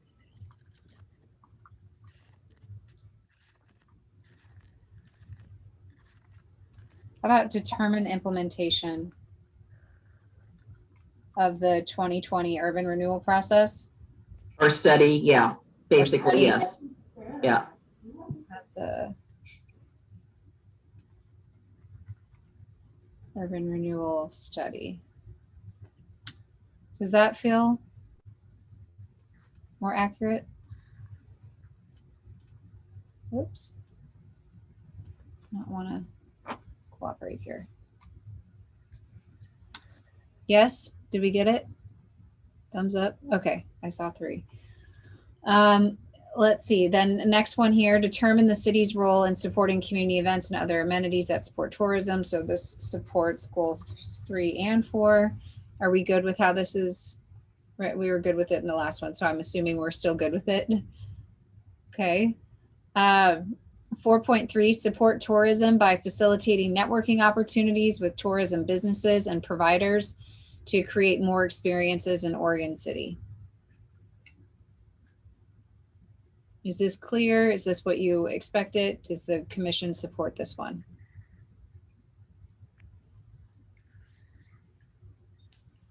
Questions? I saw 1 thumbs up. I think it's missing something. Okay. What, any thoughts on what it's missing? Yes, Commissioner Lyle Smith. Well, I'm just wondering how does this differ from something maybe a little bit more broad as far as, you know, implementation of our tourism plan or continuing to carry out the vision of the tourism. Because I mean, I doubt we checked all the boxes in the last biennium of the tourism plan. So I don't know, Commissioner Smith, you probably know much more than I do on this one and the We details. didn't have the tourism plan last time. It wasn't done by the time you guys did the goals last time. But I think you're on the right track. This is too generic, and we need to talk about how, the implementation of that strategy. That's really the big picture for the whole thing. Okay, is there support for just changing this one to implement the tourism strategy? See, we got 1, 2, 3. Okay. Commissioner Smith, were you going to weigh in on this? Well, I'll just say I've lost. I think we did so much work to get to a point where we're going to have a strategy. It seems like a lot of this. I'm kind of unclear of where our strategy is anymore and where it's going. We had kind of a lull, and we kind of were punting with COVID and things like that, and it seems like we've lost our at least in my mind, it seems like we lost our direction again. So I don't know how we revisit it. I know we need to revisit it. I know we're going to implement a strategy at some point. I just don't know if we're in the same place, but I generally agree with that. Okay, Denise? Yes, I think if you recall a couple of meetings ago, you and I made a suggestion that we have a specific update as soon as possible on that particular topic as to where we are to give us a benchmark. And I believe Commissioner O'Donnell also supported that. So I think that is coming. I suspect it's coming. I hope it's coming. I'm not looking at James specifically, but just reiterating that again. Commissioner O'Donnell? I like the term implement. It's a difference between studying something and having a study on the shelf that we do nothing with versus we have a product and we pursue it and take action to make it happen, implement. So I'm all for it. Okay, so I'm going to go ahead and modify this. Strike this language and add in implement the tourism strategy. Okay, are we all in support of that then? Yes, seeing a thumbs up. Okay, saw enough. All right, and then the last one is prioritize and implement the citywide economic development strategy. You guys had a lot of conversation around economic development, and in the idea mapping, there were a lot of specific tasks in there. But when we started having the conversation with staff about it, James said, well, this is all stuff that's in the economic development strategy. So we thought, okay, well, can we just simplify that to prioritize those actions and implement there. So that's how we landed on this one. Commissioner Lyle Smith. I guess what you just said versus what's written is two different things. Are we prioritizing pieces of this citywide economic development strategy, or is this saying we're prioritizing the implementation of the citywide? So I think the prioritization, so I'm not sure which one is the intent of that 4.4. If we're following 4.3, we could just say we're implementing the citywide economic development strategy, and our prioritization is going to come out, it sounds like, in the next few minutes, right? Or my question is or do we still need to prioritize pieces of the economic? You see what I mean? Yeah, I think when we were writing it, this action, my understanding was that those things, the strategy was there, but they hadn't been prioritized yet. And so staff may have needed some additional direction on how to tackle that plan and what to bring forward to the commission first. But I may have misunderstood. So I don't know, Tony, if you could weigh in here on if the economic development strategy has been prioritized, if it's clear which pieces of that's coming forward to the commission at what times. Right. I think we're still working on completing the economic development strategy. Okay. There is going to be, more refinement to that plan once the stakeholder groups are done and a plan is brought forward, and then there will probably be a prioritization of that. What can we do out of that plan now versus later. Okay. So any thoughts on, you could word it either way. Does it help to have prioritize in there, or does that just make it more confusing? Commissioner O'Donnell? I'm okay with it using the term prioritize and implement.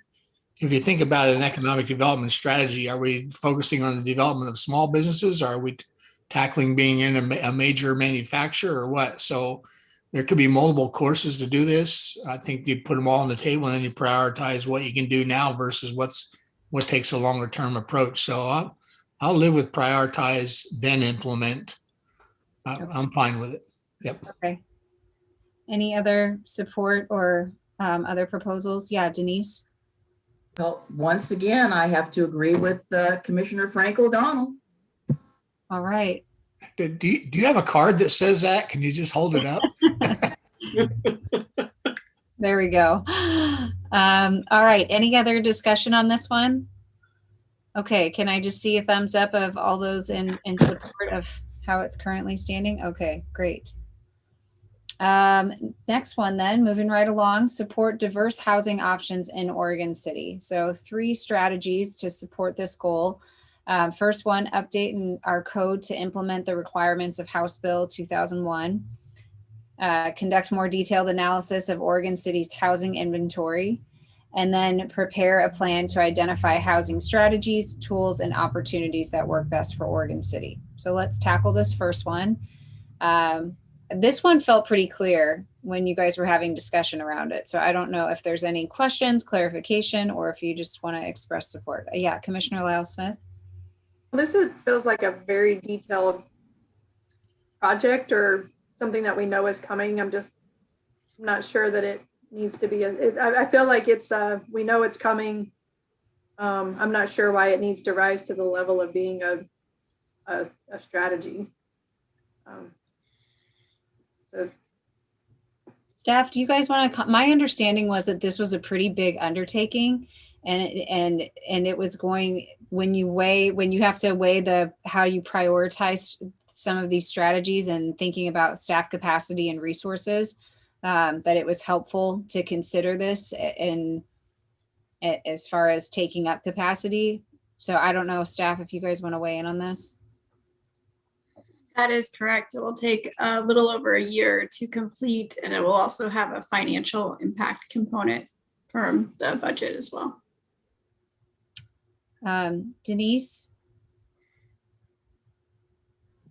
I concur with Rachel. I don't really want that bill listed as a specific goal. I think that if we want to say something about what I like is 5.3, which says prepare a plan to identify housing strategies, tools, and opportunities that work best for Oregon City. That is what I've been saying since day one.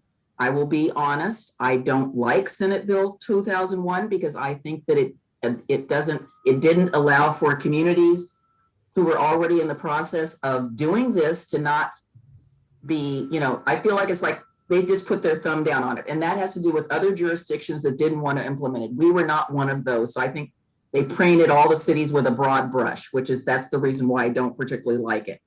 But we are going to tailor this to fit the needs of what are best for our community. And that's what I do like about it. Okay. But I don't like the way it's worded in here. I think we could say I think 5.3 really gets to what we need to do. Laura? So to identify and implement housing strategies is the word that's missing. Okay. Staff, is that clear for you? The discussion for 5.3 was really coming up with a plan to identify ways to support our residents to stay in Oregon City over the long run. So the discussion centered around non-zoning strategies. So there's a variety of things that we can do. That is that plan, to prepare that plan will probably end up coming towards the end of the biennium, because we have to do things like finish our comprehensive plan and this House Bill 2001 implementation first. So there is a little bit of a timing gap there. I'm not sure it's entirely clear that the House Bill 2001 implementation would fall under the strategy. I do think something it slightly does. What we're trying to do is identify something broader than getting very specific with this. To me, it comes under that. When we talk about housing strategies, part of HB 2001 deals with that. Okay, Commissioner O'Donnell? I agree with Commissioner McGriff. I also feel that 5.3 is actually quite good as amended. If you say prepare a plan to identify and implement housing strategies, we talked about accessing funds that are available to other jurisdictions. I think that statement covers it. I think that 5.3 is an excellent statement. I don't really care about 5.1 one way or the other because I'm like her. I'm sensitive to infringement on local. I know we'll have to comply with it. I just don't know if I need to list it there. And I've got no issue with conducting a detailed analysis of Oregon City's housing inventory. I mean, that's just a starting point. Commissioner Lyle Smith? So, Laura, so I'll start with 5.3. I like 5.3. That was an easy one. 5.2, Laura, is this just finalizing our HNA and that's what you're thinking 5.2 is? The discussion I heard at the last goals retreat from the commission was to conduct a more detailed analysis than that we're currently doing. So as you recall, we did a housing needs analysis in 2019 as a part of the larger county analysis. We had a sub one. We updated that right now with our comprehensive plan. So as a part of our comprehensive plan process, we're implementing that updated housing needs analysis. I think I still have some questions to the commission about what the more detailed analysis would include and what the purpose of it is. There was discussion about looking at more detailed neighborhoods, about who needs more housing variety types and things like that. If it was unclear if the purpose of that more detailed analysis is to upzone property around the city or for us to take more aggressive strategies towards housing. Okay, so I guess I feel like that could potentially be in 5.3. I don't really support 5.2. On 5.1, if you wanted to reword that, we could say that we were updating our code to implement or to provide additional housing choices in Oregon City. I mean, technically that's what that bill is, but it has some nuances that likely we didn't check all those boxes, which is why we're having to revisit it. I think we checked a lot of those boxes, but if you wanted to use generic language, that's the way the state is kind of wording it. Of House Bill 2001 was intended to provide more housing choices within cities. And I'll just leave it at that. Okay, and just to clarify, 5.1 is very much related to the code and updating zoning regulations, whereas 5.3 is broader than that and the timing of it would be different. That's what I heard from Laura, right? Yep. Okay, it's a housing production strategy. Okay, I don't know again who was first. Go with Frank. So All right, Commissioner O'Donnell. I honestly feel that we could drop the 5.2. If we're not sure what we would do with the information once we gathered it, why gather it? And that's essentially the message I'm getting from Laura Turway. So don't conduct an exercise that has no value. It's just a time waste. Okay, I know this is one Denise felt passionate about. So let's hear what Denise has to say, and then we'll just poll on it and see if there's broad support for it.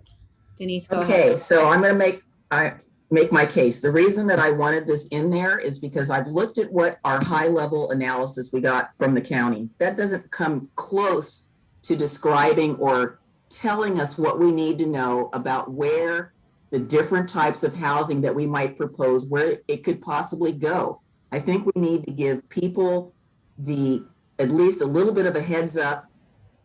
So let me give an example that'll be very generic. So let's say in one of the older neighborhoods around a certain awesome park named Rivercrest, we have a lot of large lots.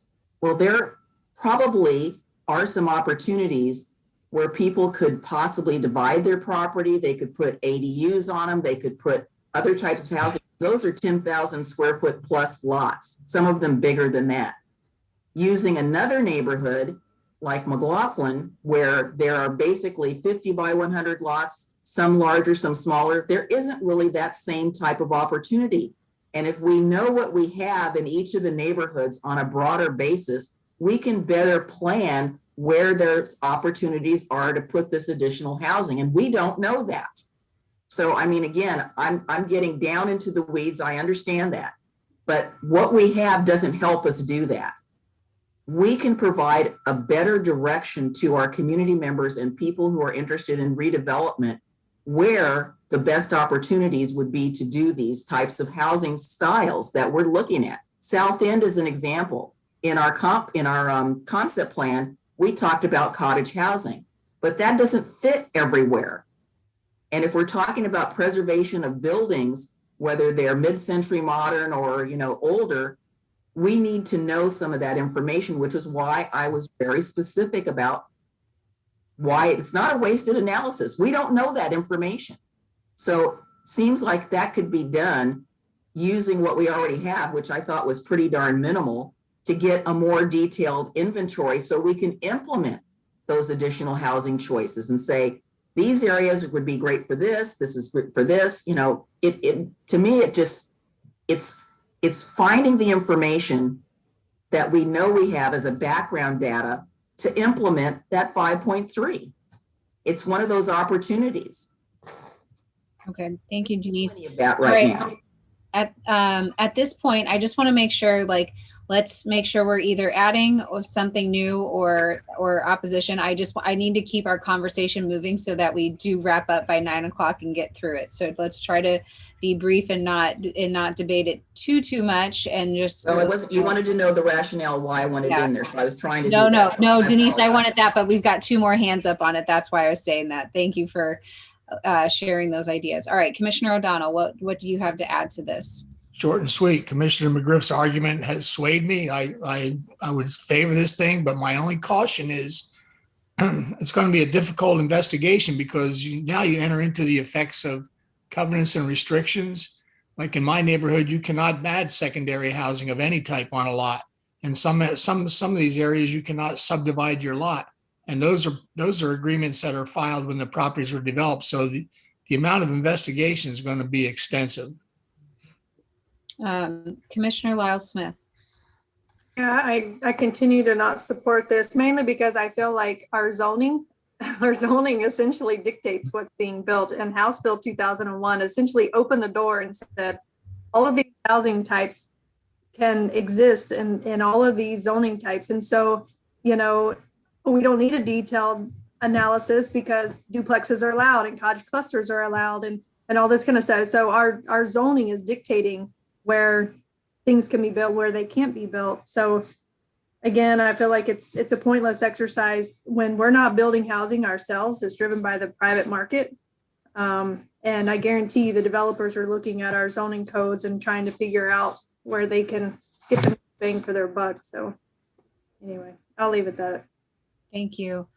Commissioner O'Donnell. I'll just say that the covenants and restrictions supersede the state law. If you live in a development that prohibits that's prohibited. It's the new developments that had to waive that right for the future.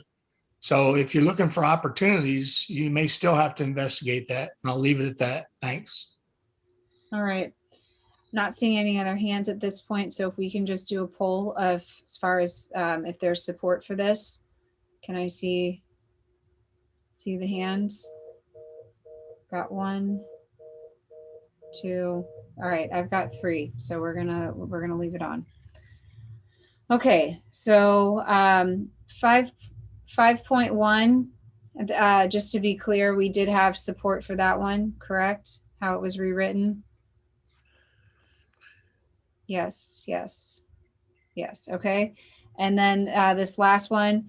Prepare a plan to identify and implement housing strategies, tools, and opportunities that work best for Oregon City. Yes. Okay. Enough yeses there. Great. Moving on. Goal 6, adopt and implement a homeless strategy for Oregon City. So 2 actions here. First one, develop partnerships with other local and regional governments to leverage funding and staffing to address Oregon City's needs in serving the homeless population.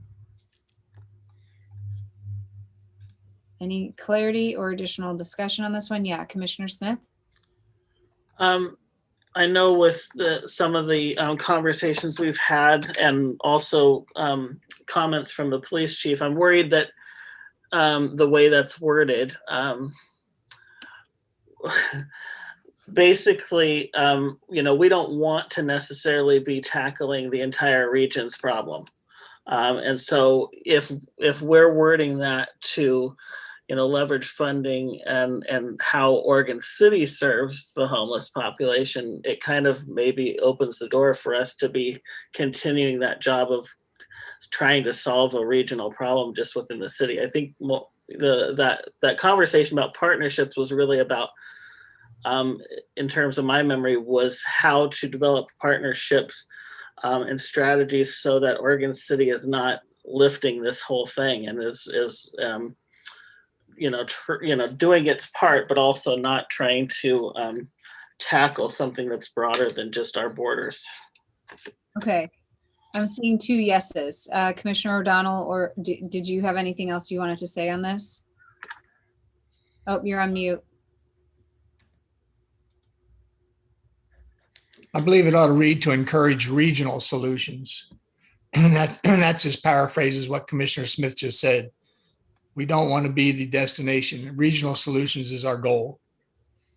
And that's Okay. a shared burden. Thanks. Denise?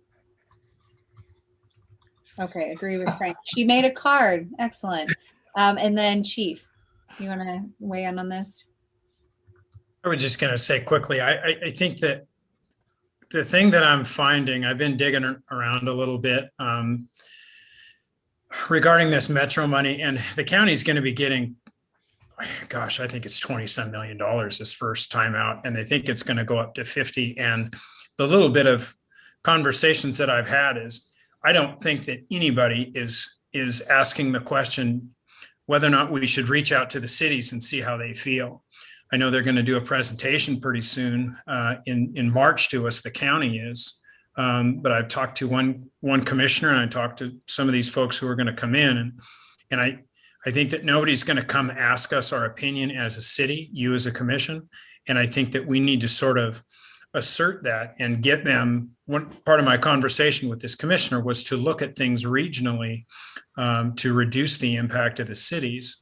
And so that, however this reads, I think we'll take care of the internal part, just formalizing that easily. But I think there's going to be a lot of opportunity coming up with this mountain of money that's coming out. And I just want to make sure that the city is getting our say and our opinions being heard about that. Okay, Denise. I was just thinking the same thoughts that Chief Band was, is that it's the same concern I have about the housing money. I have reached out to the county, a few months ago and said, we want to be involved. We want to be at the table. And I think we need to insist that we are at the table rather than ask to be at the table, that we show up and be at the table, because we all know that this is a regional problem. This is not Oregon City's problem, and we are not a homeless service provider. That is not our job as a jurisdiction, but we can be part of a regional solution, but it's going to take all of us. And if we only have one of us at the table and the other cities don't come to the table, we need to get everybody at the table because it's everybody's problem. Okay. So if we reword this to develop partnerships with other local and regional governments to develop regional solutions to address needs in serving the homeless population, is it not so specific to Oregon City, or do you want to leave that? Did I get that right? Is that what you were imagining? Commissioner Lyle Smith? I don't think we need these changes, just because, I mean, I feel like it is a regional problem. Everybody in the region is recognizing it. If you look at one of the latest links that was sent to us, it was a map of all of the affordable housing units and that were built around the region to try to assist folks to go to transition from homelessness to housing. And believe it or not, the only area on that map that had a deficit was the Oregon City, West Lynn area. If you look at the entire metro region, the only area with a vacancy is ours. So I look at that map and I feel like we are not doing our part when it comes to a regional solution. So I'm kind of surprised that we keep hammering on this when the problem is at our door. So you can say it's a regional all you want, but we still need to tackle what is the city's plan. We can leverage local and regional governments and sure, develop those partnerships. This is the external piece and 6.2 is the internal piece, but I feel like we're getting caught up over this idea of it's a regional problem and we don't want to solve it. Well, guess what? We're not going to solve it. And everybody in the region knows that. I mean, I don't think anybody thinks that Oregon City is going to come out and solve all the homeless problem for everything in the Portland metro. So I just think we need to focus on what our strategies are.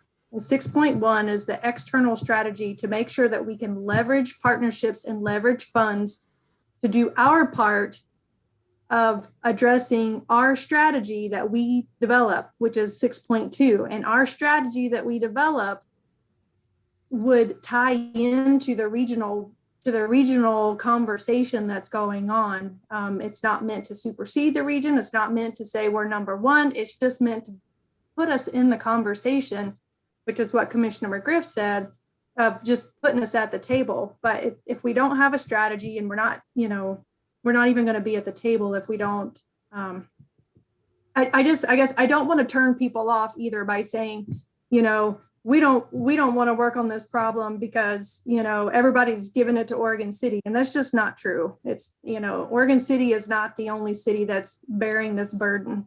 So I just want to be careful with that language and when we're talking about that, because I think we'll turn off people when there's plenty of other jurisdictions that are working on this problem as well. Okay, Commissioner O'Donnell. You're on mute. The housing is just one component of the causes of homelessness. And I don't want to make that the only component. There's multiple causes that we need assistance. I don't want to isolate, homelessness equals housing, inability or unavailability only. So I think other jurisdictions are happy to default to whoever steps to the forefront. I still think focus on a regional solution, but be prepared to do our part. But the regional solution is the optimum solution. Thanks. Okay, I feel like we need to get some polling on this and get it moving. So it's been rewritten, develop partnerships with other local and regional governments to develop regional solutions. We could just say to leverage funding and or to address Oregon City's needs in serving the homeless population. If I delete this part, is there support for how that's written? I think it still addresses specifically Oregon City's needs, recognizing that there are needs and recognizing that you guys are going to work with others in the region. I think I would write it to develop partnerships with other local and regional governments to develop regional solutions, including Oregon City's needs to serve the homeless population. And then it shows that we're part of a larger solution. All right. Can we live with how this is written? Is there support for this? To address Rachel's concern, could you add governments to develop local and regional solutions? So say that again, Tony. Developing partnerships with other local and regional governments to develop local and regional solutions. Okay. I understand where she's coming from, and that if we don't have a plan locally, we're not going to get a dime of this money that we're all paying into. Okay. Fine. Yeah. All right. I feel I saw all the thumbs up. So unless somebody is dissenting. Okay, good. All right, and then the next one is formalize our internal strategy. So you guys have been doing a lot of internal work. So formalize the internal strategy to address homelessness and surrounding issues, communicate the strategy with the community, and continue engaging the commission. Denise. I think that this one is really important, and I support this because, again, I agree with what Rachel said. We do need to be at the table, but we need to be at the table with, this is what our deal is. So I support that. Okay. Yeah, Commissioner Lyle Smith. Thanks. I support it too. I'm just not sure about the words "and continue engaging the commission." This is our strategy, so it seems kind of weird to have that word in there. I think it was supposed to be community. Oh, maybe that's it. Yeah. Yeah, it wasn't commission. That makes sense. My notes, it's community. It probably was. Yeah. Okay. Yeah, that makes sense because I was like, well, the way it's worded doesn't make sense to me. Yeah. Okay. Well, we can engage ourselves, I guess. Right. All right. Can I see a show of support for this one? Yes, yes, yes. Okay, great. All right, next, we're almost there, guys. Goal 7, protect and preserve our environmental health and natural resources. That is the goal. Strategies to get us there. You guys had several very specific things. So first one, encourage and promote the installation of electric vehicle charging stations throughout the city. Is there broad support for this strategy? 1, 2, 3. Okay. Next one, reduce greenhouse gases by replacing fleet with electric vehicles. Support for this one? 1. Others not sure. All right, we'll put that, we can move this to the parking lot. I'm not seeing broad support. So we'll strike it. I need to hear more from staff on that one. But so parking lot's fine.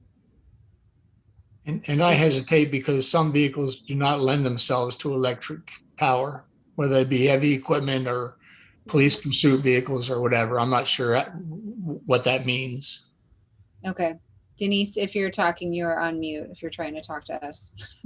Sorry, yeah, it came out of the group that I was in, and we talked about, okay, if we're going to encourage the installation of electric vehicle charging stations, we should look at replacing some of our fleet that can be replaced with some electric vehicles, like the cars the inspectors use. I'm not talking about, an electric dump truck, but they'll get there someday with Daimler. So we weren't talking about all the fleet. We were just talking about where we should replace those vehicles as they come due. And if it's affordable, let's do it. We got to walk our own talk if we're going to do this. Does that make sense?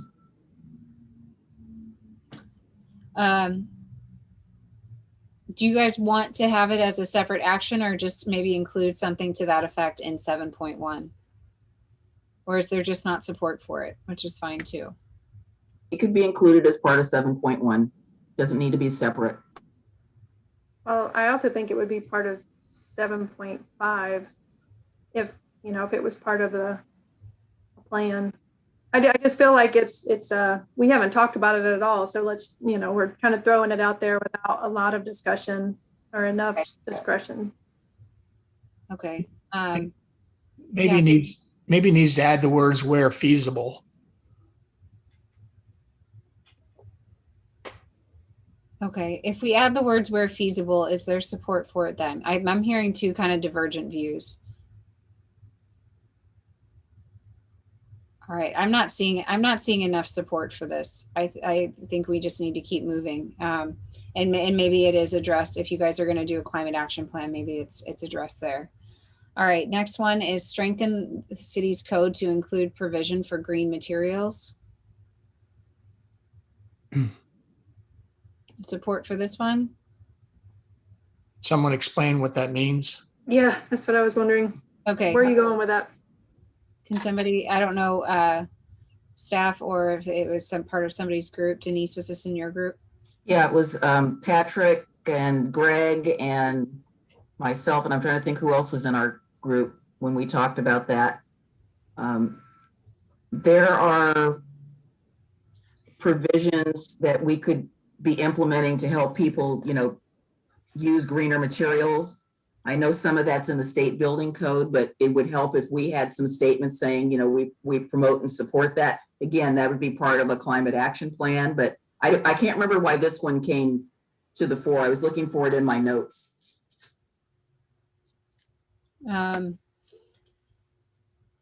Yeah, it was on the idea mapping. You guys were just really prescriptive in how you mapped those out. So I just transferred them all over. But if a climate action plan addresses that, then maybe it doesn't need to be a separate. I'm looking for my map. Okay. Yeah, Commissioner Lyle Smith. I guess I feel like this is a new topic for the city. And so there's some really specifics in here, and I kind of feel like we need to start with step one. And step one is the climate action plan of what does that look like for the city, for the city operations itself, plus the city as a whole, you know what I mean? So I think that's the reason you're hearing this silence, because I just don't think we've had the conversation to be able to support. I think we could probably all get behind 7.5 of, Okay. All right, then let's just start there. 7.5 is their support for developing a climate action plan. 1, 2, 3. All right. Then can we agree that these other things would be addressed in a climate action plan? 7.6 is different. 7.6 does feel different, but we can go ahead and take 7.4 off, because that would be addressed there. So then you guys would be left with 7.1, 7.5, and 7.6. Are we good with that? Or does 7.1 also need to come off? Yes. I was just wondering, I don't know, are Greg and Patrick in this? Yes. Patrick or Greg, you guys want to wait? Help me out here, what we were talking about with regard to this. My recollection, when we were talking about these were individual strategies that could help us get closer to preserving environmental health. In the staff conversation we had subsequent to this, I personally like the idea of having this all under a climate action plan. I mean, I think these are all things that could be investigated as part of that. And I don't know that in our small group that we had actually come up with, develop a climate action plan. Yeah, you guys actually, let me just go back to where we did. It was in I saw it was in my notes. Where did it go? I mean, there's just a whole variety of things. If we were listing out things that would be in a climate action plan, there's a whole variety. I mean, we could talk about urban tree canopy and, just a kind of a variety of things. Yeah, you guys had, you didn't call it a climate action plan, but when I was going through and refining the notes, all the things that you were saying were basically a climate action plan. That's what you were indicating. So I just thought, let's just be transparent about it and make it clear to the community. If I try to put all this other language in there, people aren't going to know what we're talking about, but it's essentially a climate action plan. So that's where that wording came up from. I just refined it to just simplify it for the sake of clarity. Yeah, I took all of those things and I had circled them on my map and I had put climate action plan next to it. Yes, I mean, that's essentially what you're talking about here. Okay, so I think it sounds like we could just change, so let's going back to our list here. Just leave you guys can leave the citywide tree protection ordinance maybe, and then let's even 7.1, take that off and just focus in on the climate action plan. Is that where we're at? Is there support for a citywide tree protection ordinance?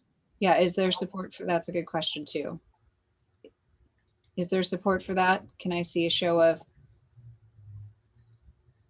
I think so. You guys seem wavering on this. Okay, three yeses. I think the word adopt is a little strong. Maybe we should change that to evaluate, or I don't know if somebody can help me with the word, but I think adopt may be a little strong. And we didn't say adopt. I think we said create. I mean, I It's a community discussion too. Right, it's a community discussion. Yeah, it comes under Yeah. number 8. How about explore a citywide tree protection ordinance? Explore is a good word. Yeah. Now, I don't like explore. No, okay. What does that mean, Rachel? It's what? I said, Rachel, what does that mean? Explore. Oh, I said explore. I was thinking it meant like evaluate, develop and evaluate options. Laura was going to weigh in on this for us. I just had a question for the commission. So over the years, we have heard concern from the community. We actually have 8 or 9 chapters of our code that have tree regulations. So we've heard that they're confusing and complex and that they're not as evenly distributed as some might like. We've also heard concerns that we don't go far enough to protect trees. So I just want to make sure that I hear a really clear consensus when we say explore or create a citywide tree protection ordinance. We already have one. Are we meeting to strengthen it or just meeting to have this community conversation to see if we're on the right dial there? Commissioner O'Donnell? I agree with evaluate. I'll just leave it at that. I'm fine with evaluating, but what's the repercussions of that?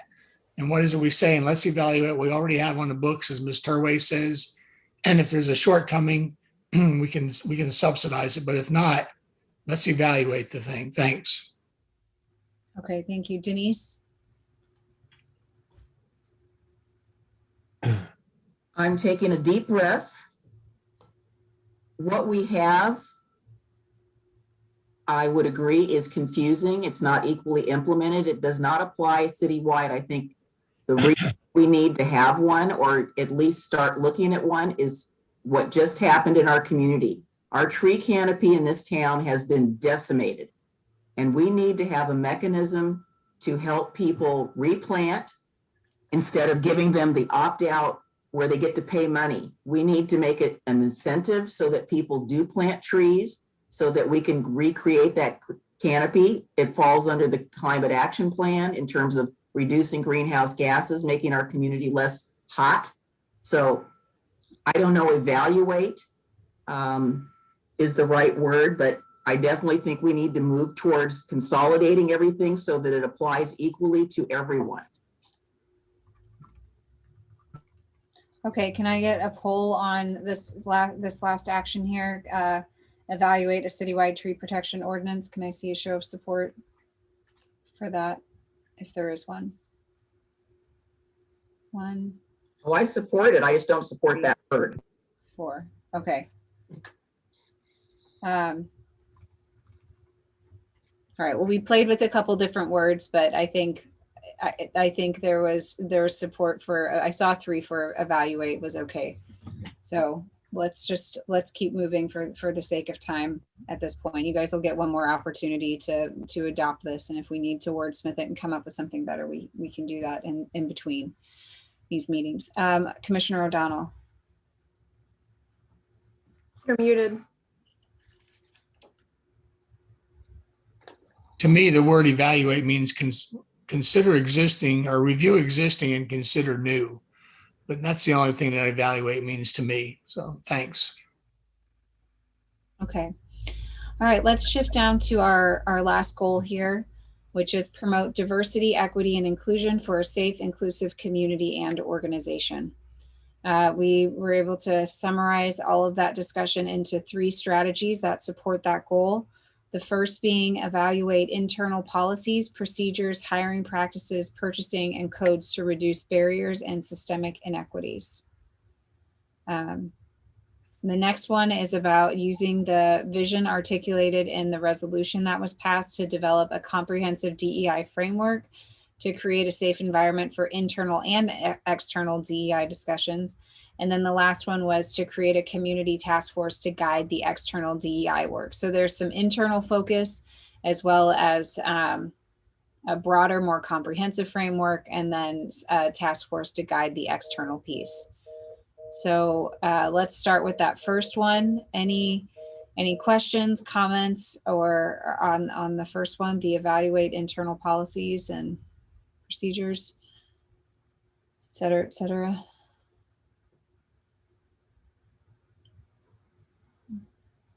Yeah, Denise? Yeah, again, this came out of the small mini group that I was in with Patrick, and I think this basically, the 3 points, I'll just address all three of them, gets to where we are. I would say 8.2 should be first, then 8.1, and then 8.3. And then if we're going to wordsmith, this goal needs to be the first one before we do all the, not before we do, but if we're going to prioritize the goals in terms of where they fit, this one to me is the umbrella, because this is part of the hard work that we're going to need to do. And again, we're going to have to budget for it because we don't have a budget for this. And it's going to have to make some tough decisions. But Yes, you guys are going to prioritize all the goals at the end. So the strategies and the goals. Other comments on this? All right, can I see a show of support for the first one? Yes, yes, yes. Oh, yep, sorry, Commissioner Lyle Smith. Yeah, I was just gonna wordsmith and talk about 8.2. Okay, but I saw enough hands for the first one. Okay, we'll keep that one moving forward. All right, so what were your suggestions for 8.2? Well, I'm wondering if the framework, it's specific to creating a safe environment for discussions. And I was thinking the vision and the framework should maybe be a little bit broader than just discussions. Like I think the framework should be about city all programmatic work and the city operations. Like how is DE addressed? You know what I mean? Like I'm thinking of like the OC 2040 work that Laura's doing. I mean, there's a DEI component to that, to the planning work that's done, and there, so it's a little bit more programmatic, which I think would include, and I think the framework would include internal and external discussion. So I'm just wondering if that is a tiny bit detailed versus leaving it broad and saying we want to develop a comprehensive DEI framework that implements the vision of resolution 2019 and leave it at that, versus Focusing on those discussions. Yeah, you guys could simplify it. You could also change that language to for just create a DEI framework for the equitable delivery of city programs and services, and that would be a little more all-encompassing. Denise?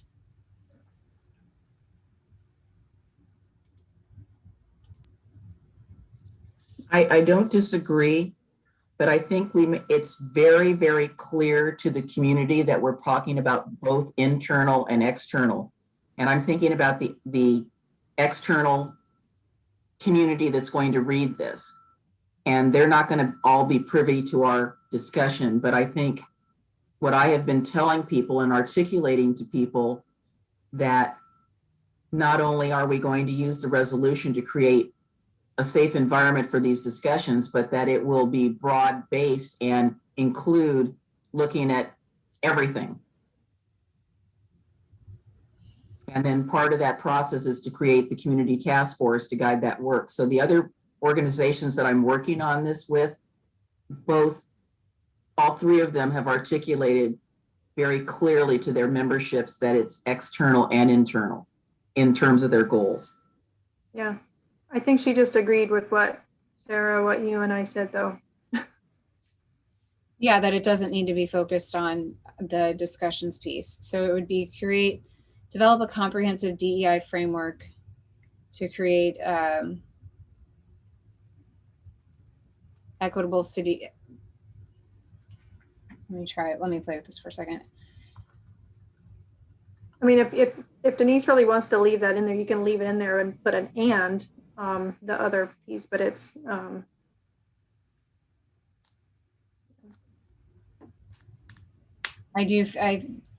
don't know that works. Yeah, I don't either, but what I'm trying to articulate is something that I wrote in my notes, is that the effort that we are going to embark upon should be reflected not only in our organizational mission, but our vision and values, and be incorporated into our plans so that it basically cascades through the entire organization.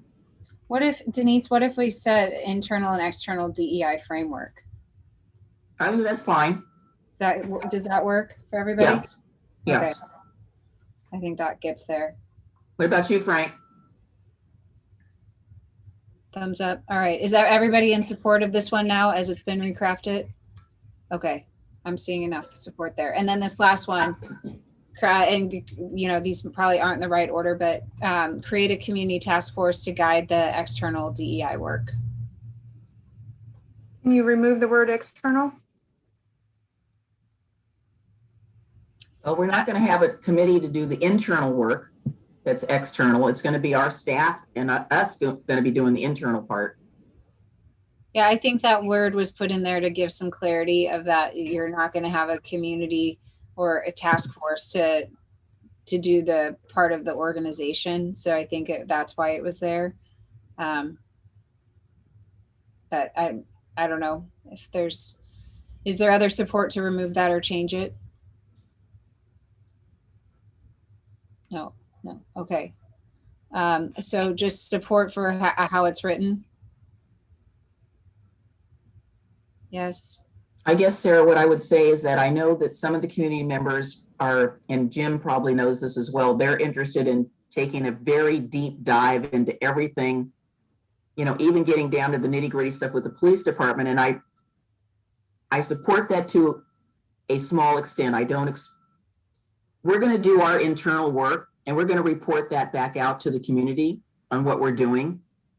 But we've got so much work to do on the external side that it's going to keep us busy. Okay. So Denise, am I hearing that you support where the way this is written? Okay, that was 3. So I think we're ready to move into the prioritization phase. I just need to make one change to this one. All right. So how the prioritization piece works is I use this system called Mentimeter. Has anybody ever heard of this or used it in another meeting? It's pretty handy. I'm gonna stop sharing for a second. And it's a live surveying tool. And I don't mean to throw another piece of technology at you, but it literally is the most efficient way to do this. And it goes really quickly. And as you guys have been updating your language, as we've worked through these, I've been updating it in this live survey format. And so a couple ways you can do it. You can pull up a separate browser window on whatever device you're working on. And I'll show you how to access it in just a moment. It's very simple. Or you can stay just looking at the Zoom format, and you can do it on your phone. You can do it on a mobile device as well, if you have 2 devices there and it's just easier to do it that way. So a couple options for you. And we're going to do a test question first. And I've done this now using these virtual retreat systems this year. I've done this with lots of other councils and commissions. So I have full faith and confidence that you guys are going to just master this with no issues. And if you have any issues, I have extra devices here where you can send me your responses in the chat, or you can just tell them to me and I will put them in for you. So I am here to support you and hold your hand with this technology if needed. Staff is not weighing in on the prioritization here, so it'll just be the commissioners. And I'm going to go ahead and share my screen and show you guys what this looks like. And it is kind of fun. So I hope you enjoy it. All right. You're scaring me. I don't want you to be scared. I just am being overly descriptive so that hopefully you're comfortable with it. All right. So let me go ahead and present it. So our test question is, let me move this first, this bar up here. Okay, so how you access this if you're going to do it from your device, you go to the website www.menti.com, and it's going to take you in to the first screen. It's going to show you. It's going to ask you to put a code in, and the code you're going to enter is this 1124154, and it's going to bring this question up for you. So see if you can navigate there.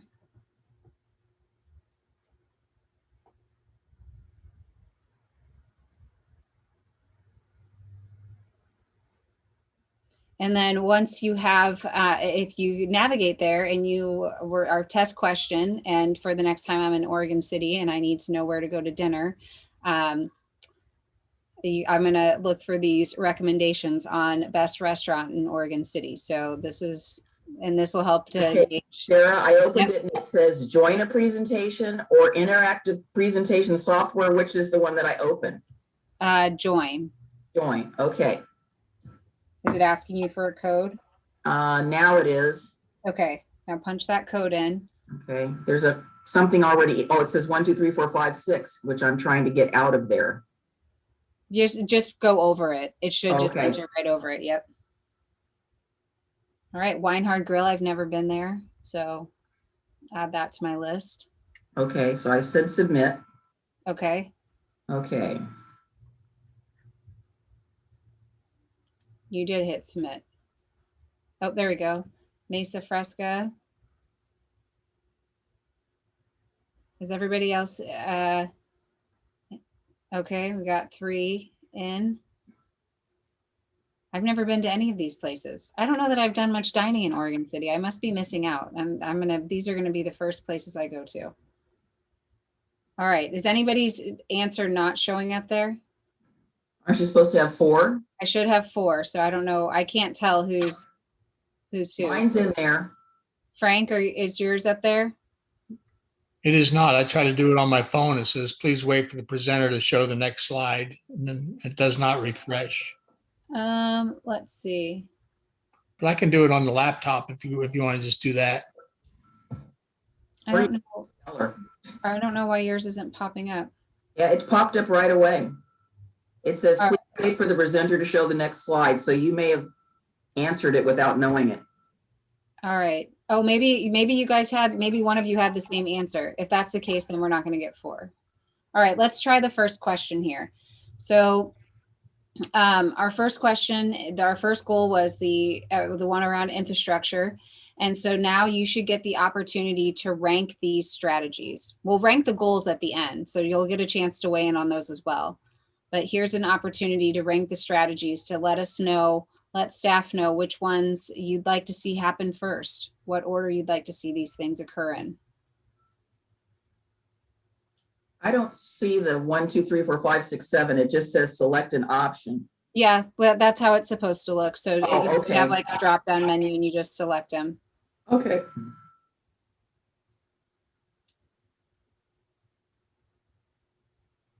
And then as you guys enter your results, we'll get to see live how everything adjusts, which is kind of fun. Maybe it's not fun for you, but I know I can't see them. Once you get the hang of it, it gets better. I can't quite see them all at once, but I can see them all at once here.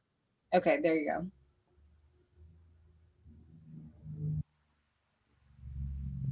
So you enter one and then you say done, and then you enter the second choice and you say done. Mm-hmm. Okay, I was wondering how that worked. Okay.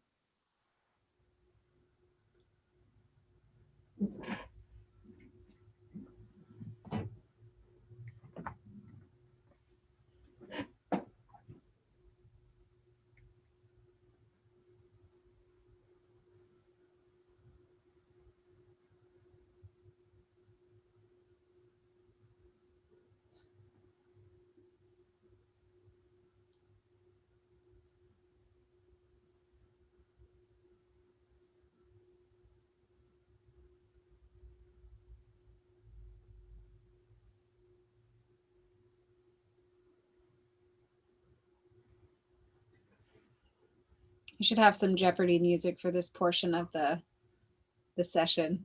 All right, so we've got one in.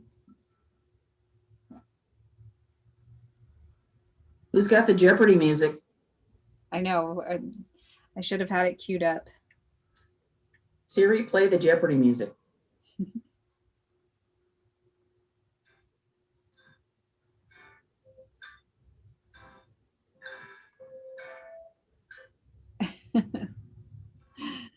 Right.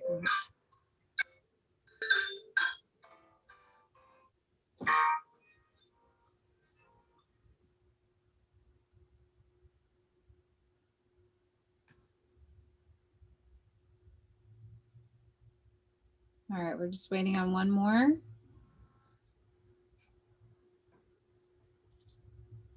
And I'll share I'll share all these slides with staff so they can send them out to everybody. Okay, we've got 4 on this one. All right, I'll give you a second to glance at the results. And then let's move on to the next one. So the next one is around the hometown feel and community identity. If you guys could go ahead and rank these 5.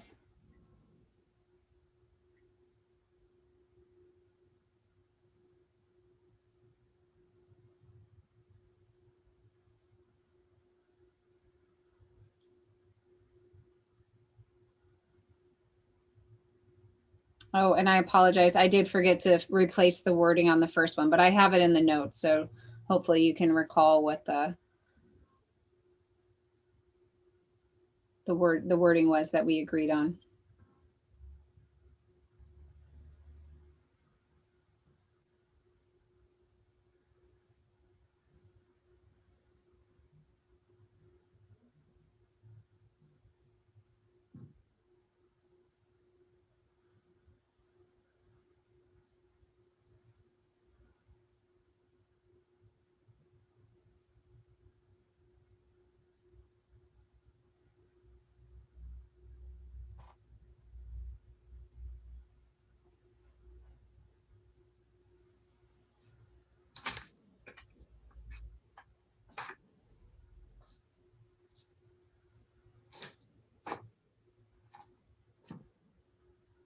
Okay, just one more.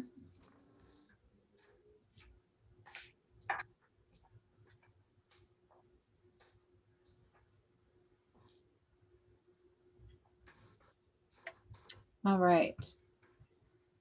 Give you a second to glance, and then let's go ahead to the next one here. So tourism and economic development. Go ahead and rank these 4.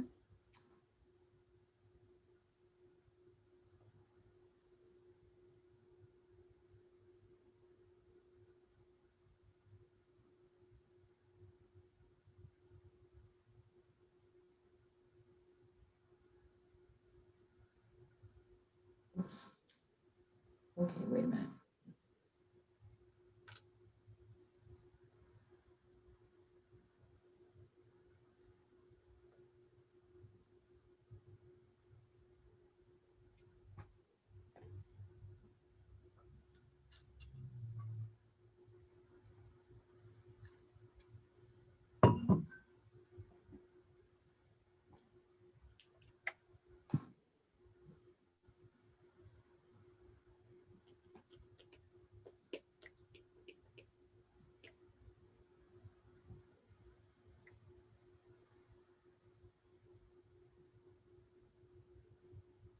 All right, one more.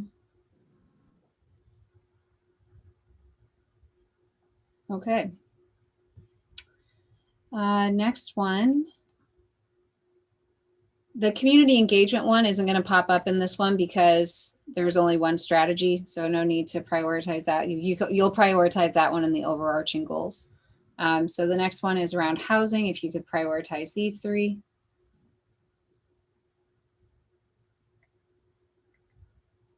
And again, staff will take this information and, evaluate it alongside of capacity, resources, and all of that. So they'll have all of those data points as they bring forth the work plan to you, and it's something that they think they can make work with alongside resources and capacity.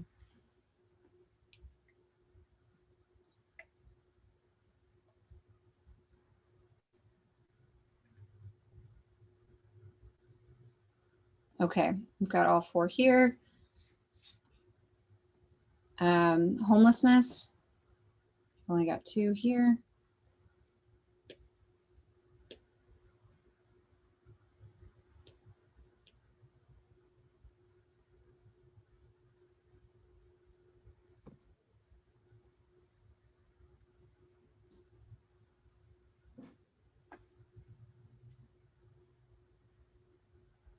Okay, let's see. And then environmental health.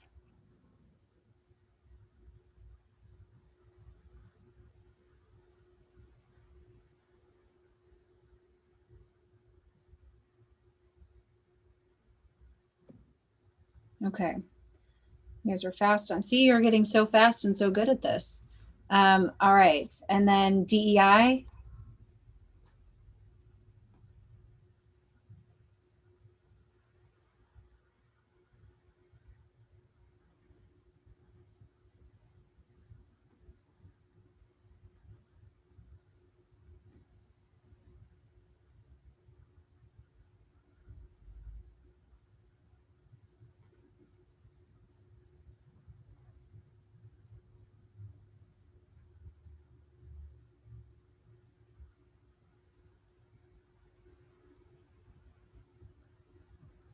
Okay, we've got all 4 on that one.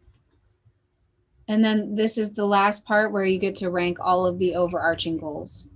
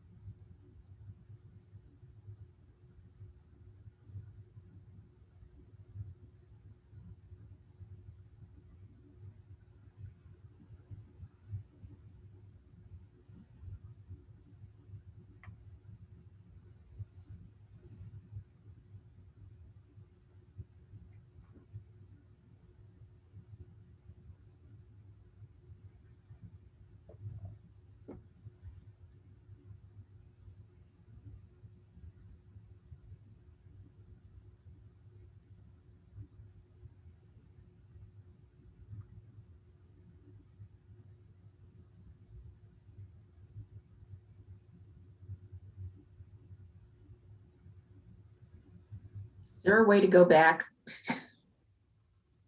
Oh, you, oh, okay. You got it? I think so. Do I just do the X? Yeah, Okay. I think so.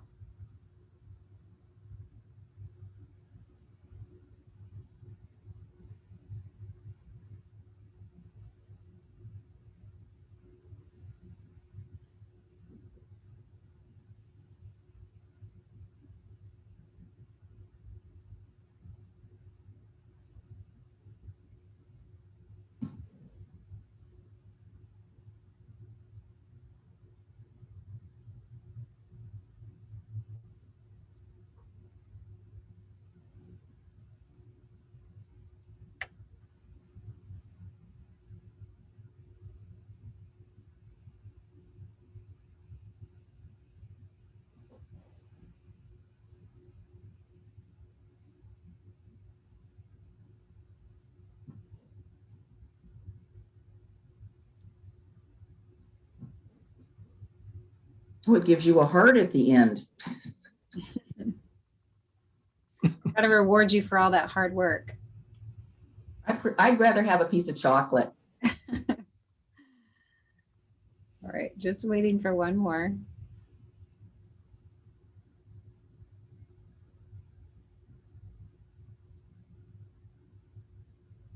Okay. I'm slow and I have a long list.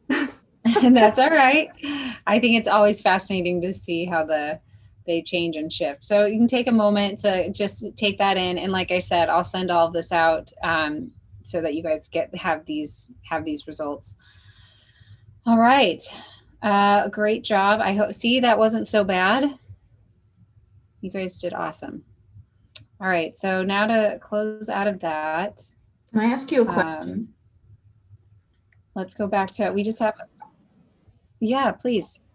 So I guess what I don't want to be seen as is that obviously my number one goal was the DEI, but all the other ones to me are equally important. It's just a matter of whether, you know, we can get to them, fund them, and have the staff resources to make them happen. So I'm conscious of that. I'm staring directly at Tony right now. So I just want to say that. Yeah, I think it's a hard exercise, but I again, like I mentioned, the prioritization process is a data point for staff that they have to weigh of like, what's the most important things to the commission as we think about how to, organize this work and put it in the work plan. But you still have to weigh resources and staff capacity and just things that are already happening. Like all of that comes into play as they develop the final work plan. So this is just one more important piece of information to help guide that development. Yeah, Commissioner Lyle Smith. Is there any way we could put those 8 goals out to the community and let them do that exercise to rank them? I think there's always opportunity for that. I think you guys would have to have some conversation as a commission as if you wanted to open up that discussion. I guess I would find it really interesting to see if our community ranks them the same way that we do. Because I know, that all of them moved around. It's not the order that I presented. Each one of us has our own priorities as to what we put, 1 through 4 versus 5 through 8 kind of thing. And I would really love to hear what the community has to say. I don't know that we would get, I don't know how many answers we would get, but that's just a thought. I respond, I don't disagree, but I based almost everything that I was doing in the last 2 meetings and this meeting based on a broad input from the community and what I've been hearing, because that's how I framed my questions and my answers, and then our small group. I was trying to bring all of that to the table, as I'm sure we all were. I guess part of the thing would be are we setting ourselves up for a level of expectation? So let's say they rank them differently than we do, and then we don't change them. I'd like to set ourselves up for success. I'm interested in what the community has to say, but I want to make sure that it's successful.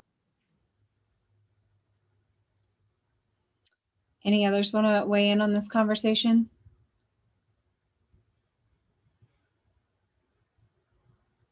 Okay, I think staff can follow up if there's consensus on that. I'm not hearing Denise agrees with Frank. Clearly there's not, so don't worry about it. Move on. Okay, all right.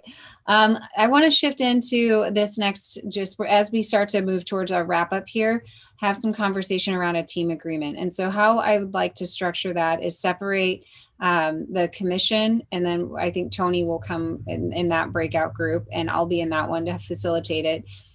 Separate the commission and staff. And in those conversations, I want the commission to think about, what do you guys need as commissioners from staff to advance these goals? How do you want to work together with staff as a team to help carry these goals that you just created forward?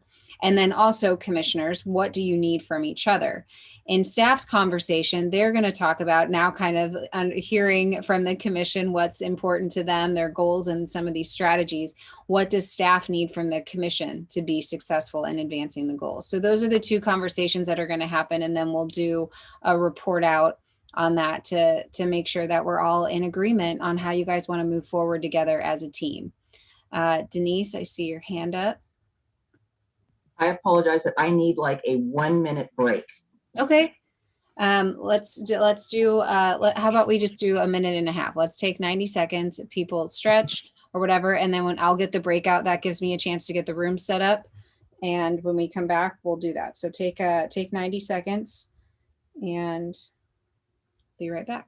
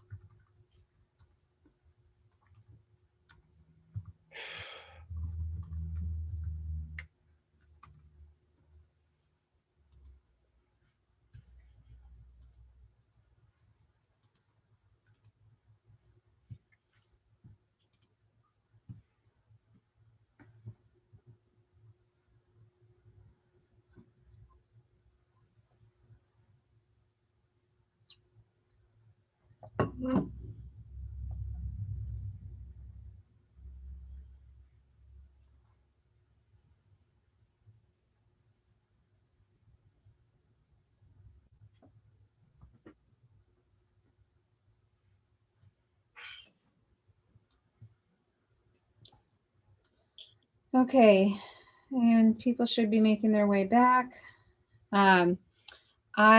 Let's see, Katie and Lisa, I emailed you guys the link to the mural board, so you'll see on there, if one of you wants to join wherever I am, you can come in and just record staff's comments directly in there.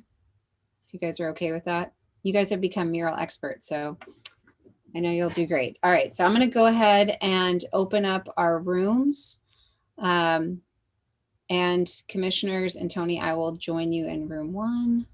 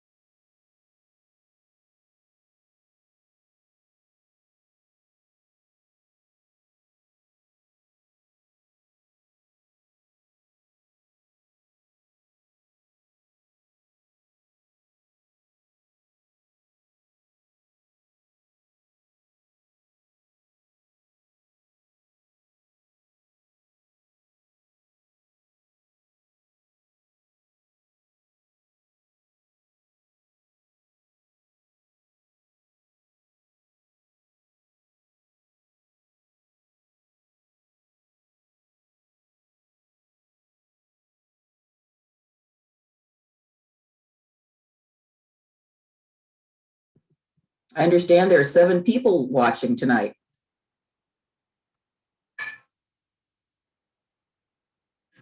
You guys are local celebrities. Oh, yeah, right. You say 7 out of Yeah, 35,000? Yeah, I don't Just 7. celebrity status. I'm getting a report from the other room. So that's one. So 6 in total. Bob might be on. You never know. Yeah, Bob might be on. Maybe there's viewing parties, Rocky. I'm sure. Yeah, I'm sure. Oh my goodness. All right. Refreshments to a friend's house, so they're every time we say the word community, somebody's taking a drink. All right. I'm going to debrief really quickly what we heard from the commission as far as what they need from staff to advance the goals, and then we want to hear from staff, and then we're going to close this up because we're getting close to the end of time here. So commission needs from staff a work plan for the biennium. They want to understand, how staff's going to kind of tackle this work and put the plan together to implement the goals. There's also, this was a main theme in the conversation, was providing options, but being realistic. They recognize that they set some lofty goals and set quite a few. They even had a little conversation of should we maybe limit the list further even. And so they want staff to be really forthcoming and realistic about what's needed. Don't hold back. If there's a direct need, if there's a need for funding or resources, they want to be aware of that and be aware of all of the red flags. Keep the dialogue going. Elected officials hate surprises. Unless it's candy. Unless it's candy, right. And then, what can you accomplish? What's the time frame that you can accomplish it in? Some of these goals are really big, so you're going to have to chart out the milestones and be realistic, and also talk about what are the trade-offs and what are the resources needed. Have these conversations up front with the commission, and be really honest about it so that they can make decisions accordingly. So now that was the recap from the commission conversation. Staff, can you give us a quick recap of what you guys talked about, what you need from the commission? Lisa, why don't you go ahead and relay what's on our list, please? Sure. Okay, so on staff list, it says can't do it all, even though we recognize they are all great priorities, and that doing a small number of things well may be better instead of trying to do all of them not as well. It takes funding, time, and resources. Trust the process. Clear direction from the commission as a whole. Stay focused on the goals. Assume positive intent. Active advocates for program implementations. Don't underestimate the value in the personal relationships you make. Listen to all voices, not the loudest voices, and keep on trucking. All right. Any questions from staff or the commission on what was intended or meant by any of those comments? Can we all agree to do those things as a team? Thumbs up, yeses, big smiles, high fives, virtual high fives. All right. Good. Well, I'll craft some language in your summary report of those agreements, and hopefully that can guide you as you guys keep on trucking, as staff said. All right. Last piece of this is to talk about implementation and progress reporting. So now that we have all this information, the game plan is to come back with that work plan. So identify who the project leads are, those estimated timelines. And again, as we mentioned, timelines will be based on staff capacity, budgeted resources, and the priorities that the commission identified. And in talking with Tony and the team, as far as progress reports, we talked about 6-month check-ins. I believe I recall. Tony, correct me if I'm wrong. 6-month check-ins, and in addition to that, staff reports will highlight and/or indicate when something is related to a commission goal to make it really clear when those things are coming forward. And then an annual report will come at the end of the year to discuss any progress or adjustments to the plan where needed. Tony, did I get all of that right? That was what we talked about? Okay. Commissioners, were there different expectations? That was kind of a proposal for how to take this forward, but different expectations or suggestions or anything that would be helpful in addition to what you've already said in the agreement conversation as far as milestones and that bit? Well, I'm not sure about the 6-month check-ins. I wouldn't mind having an abbreviated check-in at the 3-month and major check-ins at the 6-month periods. As it stands, you say a 6-month and then end of year, that's 2 check-ins. So I wouldn't mind an abbreviated update as needed. Okay. And then major check-ins at the 6-month marks. Okay. Denise? Well, once again, I find myself agreeing with Commissioner O'Donnell. Oh. I would like more informal check-ins, such as, I mean, my example would be 3 months as an informal check-in, just like how we're doing. Doesn't have to be a big old, I don't want a big written report. It could just be verbal and have something more formal at the 6 month. But I think because we've got a lot of things, I'd like more check-ins. So thank you, Mr. O'Donnell. Thank you. Commissioner Smith? So I agree with the updates. I guess one of the things I also want to kind of throw out there is I think we need to have some sort of a plan for a work session or some sort of revisit of these goals when we have a complete commission. Okay. And Commissioner Lyle Smith? Thanks. Yeah, I was kind of brainstorming on, I would love like a dashboard that's always available of the projects that are being worked on. Then I can see which projects are being worked on, and so could the community. They could see what's the active projects, what's not being active. Is there a timeline? Are they scheduled for later in the biennium? Is there an upcoming milestone? I mean, there's so much we could do with kind of providing a snapshot that was real time, and it would be so easy to update it every 3 months or something like that, where it would make it maybe help the process a little bit easier, because yeah, there's a lot going on. So I think every 3 months would be helpful, but I'm not sure how much, the written report that we flip over that ends up being, 8 pages long. I'm just wondering if there's a different format or a different way we can present the projects creatively, so that you could maybe easier see a snapshot of where all of the goals and the projects are at.